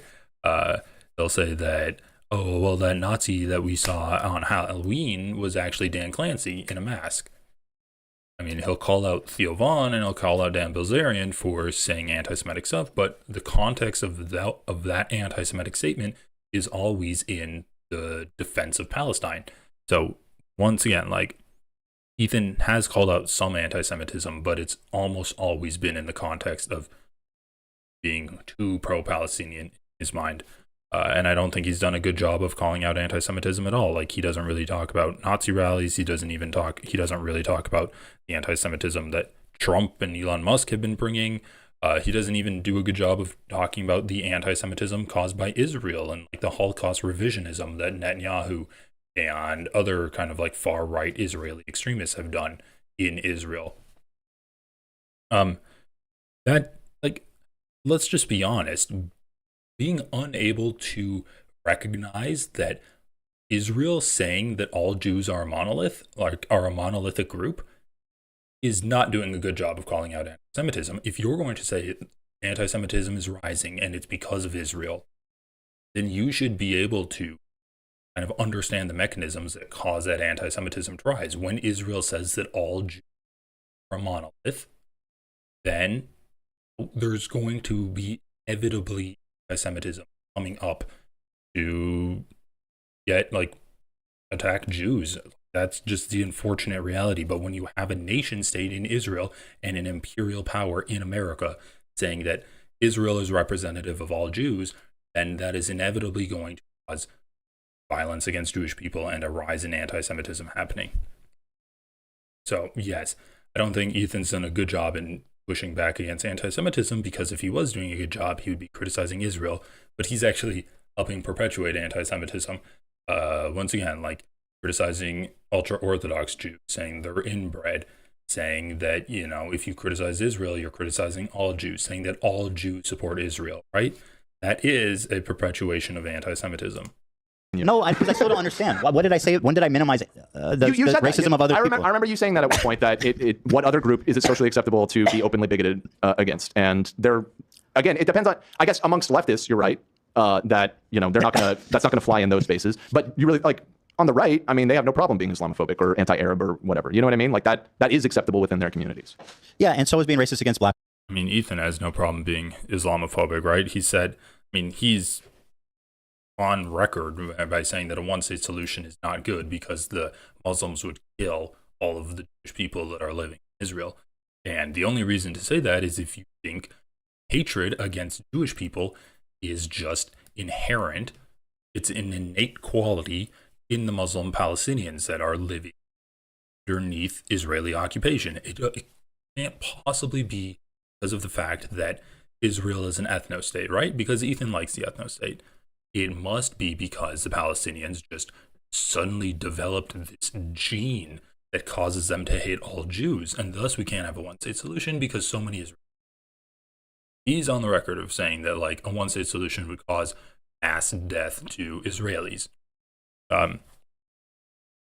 Yeah, so I think it's pretty clear to say that Ethan's displayed some bigotry against Palestinians, and he's also displayed bigotry against Jewish people.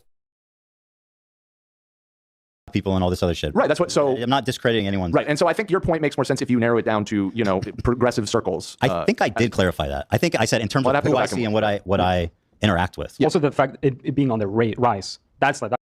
Let the fucking video play. That can't be argued because it's been on the rise. I mean, that's objectively that doesn't. true. But imagine getting upset with me saying that. Like that's fucking insane and literally proving my point. Well, and I might be giving her way too much credit because I saw the first half of this video. I'm in uncharted territory. So maybe I am off base on what she was going for here, but that was what I interpreted out of that. Also, it's not weird for you to talk about stuff that affects you personally and eventually your kids, your family. Like obviously you're gonna talk about it, right? It's just fucking like the balls on this to even say this, you know. Mm-hmm. Fuck. And most of you find exactly. Thank you, Zach. You racist. That means you want to kill. I think that means you want to kill Palestinians. Right. Yeah. Did you just say chutzpah? Isn't that like Heil Hitler? Yeah. I mean, what's interesting about that is that it's like, oh yeah, it's not weird for you to talk about anti-Semitism if it affects you personally. Like, okay, I went back and I listened to the conversation that Ethan had with Hassan recently, where like he started crying and then he kind of rage quit and then he came back. So, I mean, in that conversation, he's like, I'm not a religious Jew, and I never cry anti-Semitism. But when Israel gets criticized, all of a sudden, Ethan is crying anti-Semitism, right? So is it really the anti-Semitism that he's concerned about, or is it the anti-Israel sentiment? Is it that Ethan had a fun time in Israel when he was in his mid-20s, and he wants his kids to be able to have a fun time in Israel when they're in their mid-20s? Like, it's just fucking selfish, elitist, I want to have a vacation in Israel bullshit. He doesn't care about anti-Semitism. He literally says that he doesn't care about anti-Semitism. I've never called out anti-Semitism before, but now all of a sudden he cares about anti-Semitism? No, give me a fucking break. He cares about anti-Zionism. He cares about people that are criticizing Israel's ethno-state. I mean, it's why he criticizes the genocide they're doing. It's why he criticizes the colonization they're doing, because those things destabilize that system of oppression and kind of like the static status of having an ethno-state, right? He likes the ethno-state. He doesn't want the colonization and the genocide to make Israel look bad. That's why he's criticizing it. That's why he says he's against Netanyahu. But he's pro-ethno-state. That's why he's also against a one-state solution. Like, the guy just wants to have a fun time in Israel every few years. That's it. Like, he's just a selfish prick. He doesn't give a fuck about anti-Semitism. He's literally said, I never care about anti-Semitism before October 7th. But all of a sudden, after October 7th, now he cares about anti-Semitism. Just once again, every anti-Semitism, every instance of anti-Semitism he's criticized has been a criticism of it. In Hebrew? Conversations. And when we talk about these types of things and these differences, I bring up a Bill Maher video. Okay. My best friend, who I definitely don't want to play Minecraft with, Bill Maher. Huh?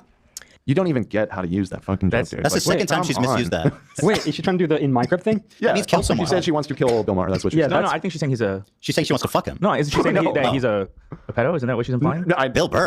No, not Bill Burr. Bill Maher. Oh, Bill Maher. We're all on different Okay, trains so here. hold on. She doesn't want to play Minecraft with him. Who's So the she pedophile? wants him to live a prosperous, happy life. Does that just mean I don't want to be friends with you? No, but it's I not don't what the wanna play saying Minecraft. means. She doesn't know how to use The it. Minecraft thing normally is when people say wanna kill something someone. edgy and Holy then say, fucking shit. She misspoke. It doesn't need to be a 10-minute segment about it. Yeah, sure, fair enough. and So- like- so what did Bill... Here We're this was. still talking about it. That was like a 30-second segment about her saying, yeah, I don't want to play Minecraft with Bill Maher. Maher did a video, and I'm going to look up right now on my computer as I'm saying this what year this was. Deep level of research. Shout out Nora. Because I just saw it on Twitter recently. I'm going to film myself gape mouth typing on my keyboard like a fucking buffoon. That's the nuance, Ethan. Fucking mouth That's breathing into the nuance. mic. What the hell, dude? I'm going to look up this clip right now. Okay, so did she not do enough research for you, or is it her editing? Like, every fucking 5 seconds, not even every 2 seconds, they pause it for about a minute. I've known people in my personal life that are from like rural areas that will see a person. These representations can exist in American media. Christmas. Anyway, there is even a line where essentially a girl shows her ankles, like because they're also all skipped the Bill Maher thing. I think it's back here. Yeah. and I've never had an original thought in my life. Oh, there you go. First true thing I've heard her say. Can we grab that, please, Zach? Sure, we can. 3326. One more time for us, girl. Conceptual frameworks, and I've never had an original thought in my life. Right. Okay, I'm gonna write that lines up. That checks out with. Woofy might send it to me. Shout out Woof. Woofy's already on. Yeah. Woof. The woof, dude. But my father-in-law's gonna watch this and I'm gonna have a really bad Christmas. Anyway, there is even a line where essentially a girl shows her ankles, like, because they're also all too short, which is besides the point. I know the bitch she's talking about. Bill Maher did a and then he like makes a joke about how she'll like be unalived, if you will, right? I know what she's talking about. He showed a pic of like women in spurka, full body. Is that what it's called? You know what? I don't know enough of the nuance of the different types. Well, so he showed a picture of women in the full body covers, but they're showing ankle. And he's like, this is what a strip club looks like in an Islamic country. That was the joke. Yeah, some boomer ass like that. These representations can exist in American media. I never said they can't. And by the way, you're sitting here telling a Jewish person that he's wrong about anti-Semitism. So what are we talking about? Who's comfortable doing what now? And be openly accepted. I've known people in my personal life that are from like rural areas that will see a... You're sitting here telling a Jewish person that he's wrong about anti-Semitism. Ethan's just so funny. Like, what else do I have to say?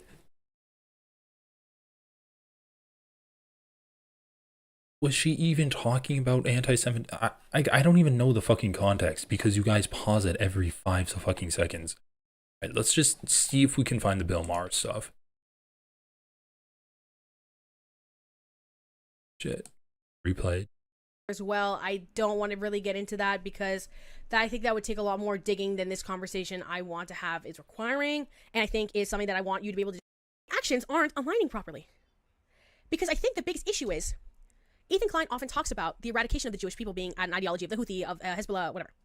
Which again, are instances of that being true, yes. But doesn't seem to also acknowledge that it is not right for the preservation of Israel to come at the cost of other people. Because he always says they want 8 million Jewish people to be displaced from Israel.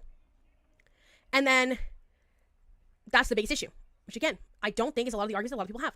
Are there, of course, people who are anti-Semitic on the left that are saying, yes, but also that doesn't mean that your arguments, your absolute arguments are correct either. You see what I'm saying? That there is, to a certain degree, a nuance to these things. And a nuance that I'm so scared of, that I'm not relaying properly. But the preservation of the Jewish people in Israel should not be coming at the cost of Palestinians. Shouldn't be coming at the cost of Lebanese people. Shouldn't be coming at the cost of Yemeni people. And that's the main point the audience isn't liking. Because Ethan seems to be pushing the contrary. And you can add in your little anecdote that you don't like it, but whenever... All right, let's just see if he responds to that at all. I don't think he's going. Maybe I missed it. Whole thing. Hassan also did a speech about Israel and Palestine at Cambridge University. And talking about Trisha, people have been claiming... Whatever. Let's just continue this. Person who is a hijabi, for example, and then be worried that they're going to be unalived by them. Why are you friends with them, freak? Who are you friends with, weirdo? I don't have any friends like that. The fuck? Via like I love the way she says I. Yeah. I have never had original thought in my life. She's trying to like connect me with like this. No, I think she's like making the point that that Islamophobia is still widely accepted. Yeah, exactly. Bill Maher is on has a fucking HBO show. You know, he is mainstream, so to speak, and he is openly Islamophobic a lot of times, and he gets away with it. Yeah. So I agree with that. Okay. I've never had I think that's the point she's trying to make. Terrorist tactics. I'm not going to get into that because I think it's just so heinous to even discuss. Islamophobia is so intensely ingrained in especially post 9/11 North American culture, but also Western culture, that I just genuinely don't understand the cognitive dissonance. Ethan Klein also goes. What did on. I say? That's cognitive. She's such a fucking liar. She's misrepresenting the entire thing. First of all, okay, 9/11 was a long fucking time ago. Like, let's be real. Right now, what I see is a rising tension, a rising amount of anti-Semitism. It doesn't mean that Arabs or black people or fucking Asians or whatever aren't also being prejudiced against, okay? It doesn't mean that. Why the fuck does it have to turn into a nuanced conversation when I just say anti-Semitism bad? Like, why is that even a necessity? I've never had an original thought in my life. I know it. It's obvious. Off about this FBI statistic about hate crimes to certain marginalized groups, putting all these statistics... Was it right? Hold on. I showed FBI crime stats that had just come out that showed that Jews, being one of the smallest minority groups in America, was the recipient of number two the most hate crimes. The first was black people, and the second was Jews. And Jews had like an inordinate amount of hate crimes compared to their population. And if you go down, it was specifically too that it had spiked significantly from like it had spiked significantly. Right. And then in that same stat, it surprised me to see, but it was there, is that anti-Arab hate had significantly been reduced from where I thought it was. That's what the FBI crime stat showed. If you have a fucking problem, at least show it, dude. It's like, I can't even say that. I can't show FBI crime stats to show rising anti-Semitism without being Islamophobic. Why the fuck does that have anything to do with it? Somebody said she's going the All Lives Matter route. That's interesting. That isn't. Yeah, I mean, kind of, right? Had like, that is interesting. Yeah, that's a good point. The Jewish struggle is the undermined one. when media representations undermined like this can exist. Like, God, she is so fucking dumb. She is. You can feel the gears cranking in her head, trying to make a point. Holy fuck! She's like, I know Jews bad, and I know anti-Semitism is not real, and so somehow Ethan talking about FBI crime stats, we're going to try to figure out why that's Islamophobic and how he's anti-Semitic for it. All right, so let's just pause that and take a look at like what Ethan actually said. Frogan, I literally don't even remember the details of it. You don't want to say. That's fine. You unfollowed her. I say what? You unfollowed her, and then she talked about it in Discord. Is that what he's talking about? Oh, this is from the first one?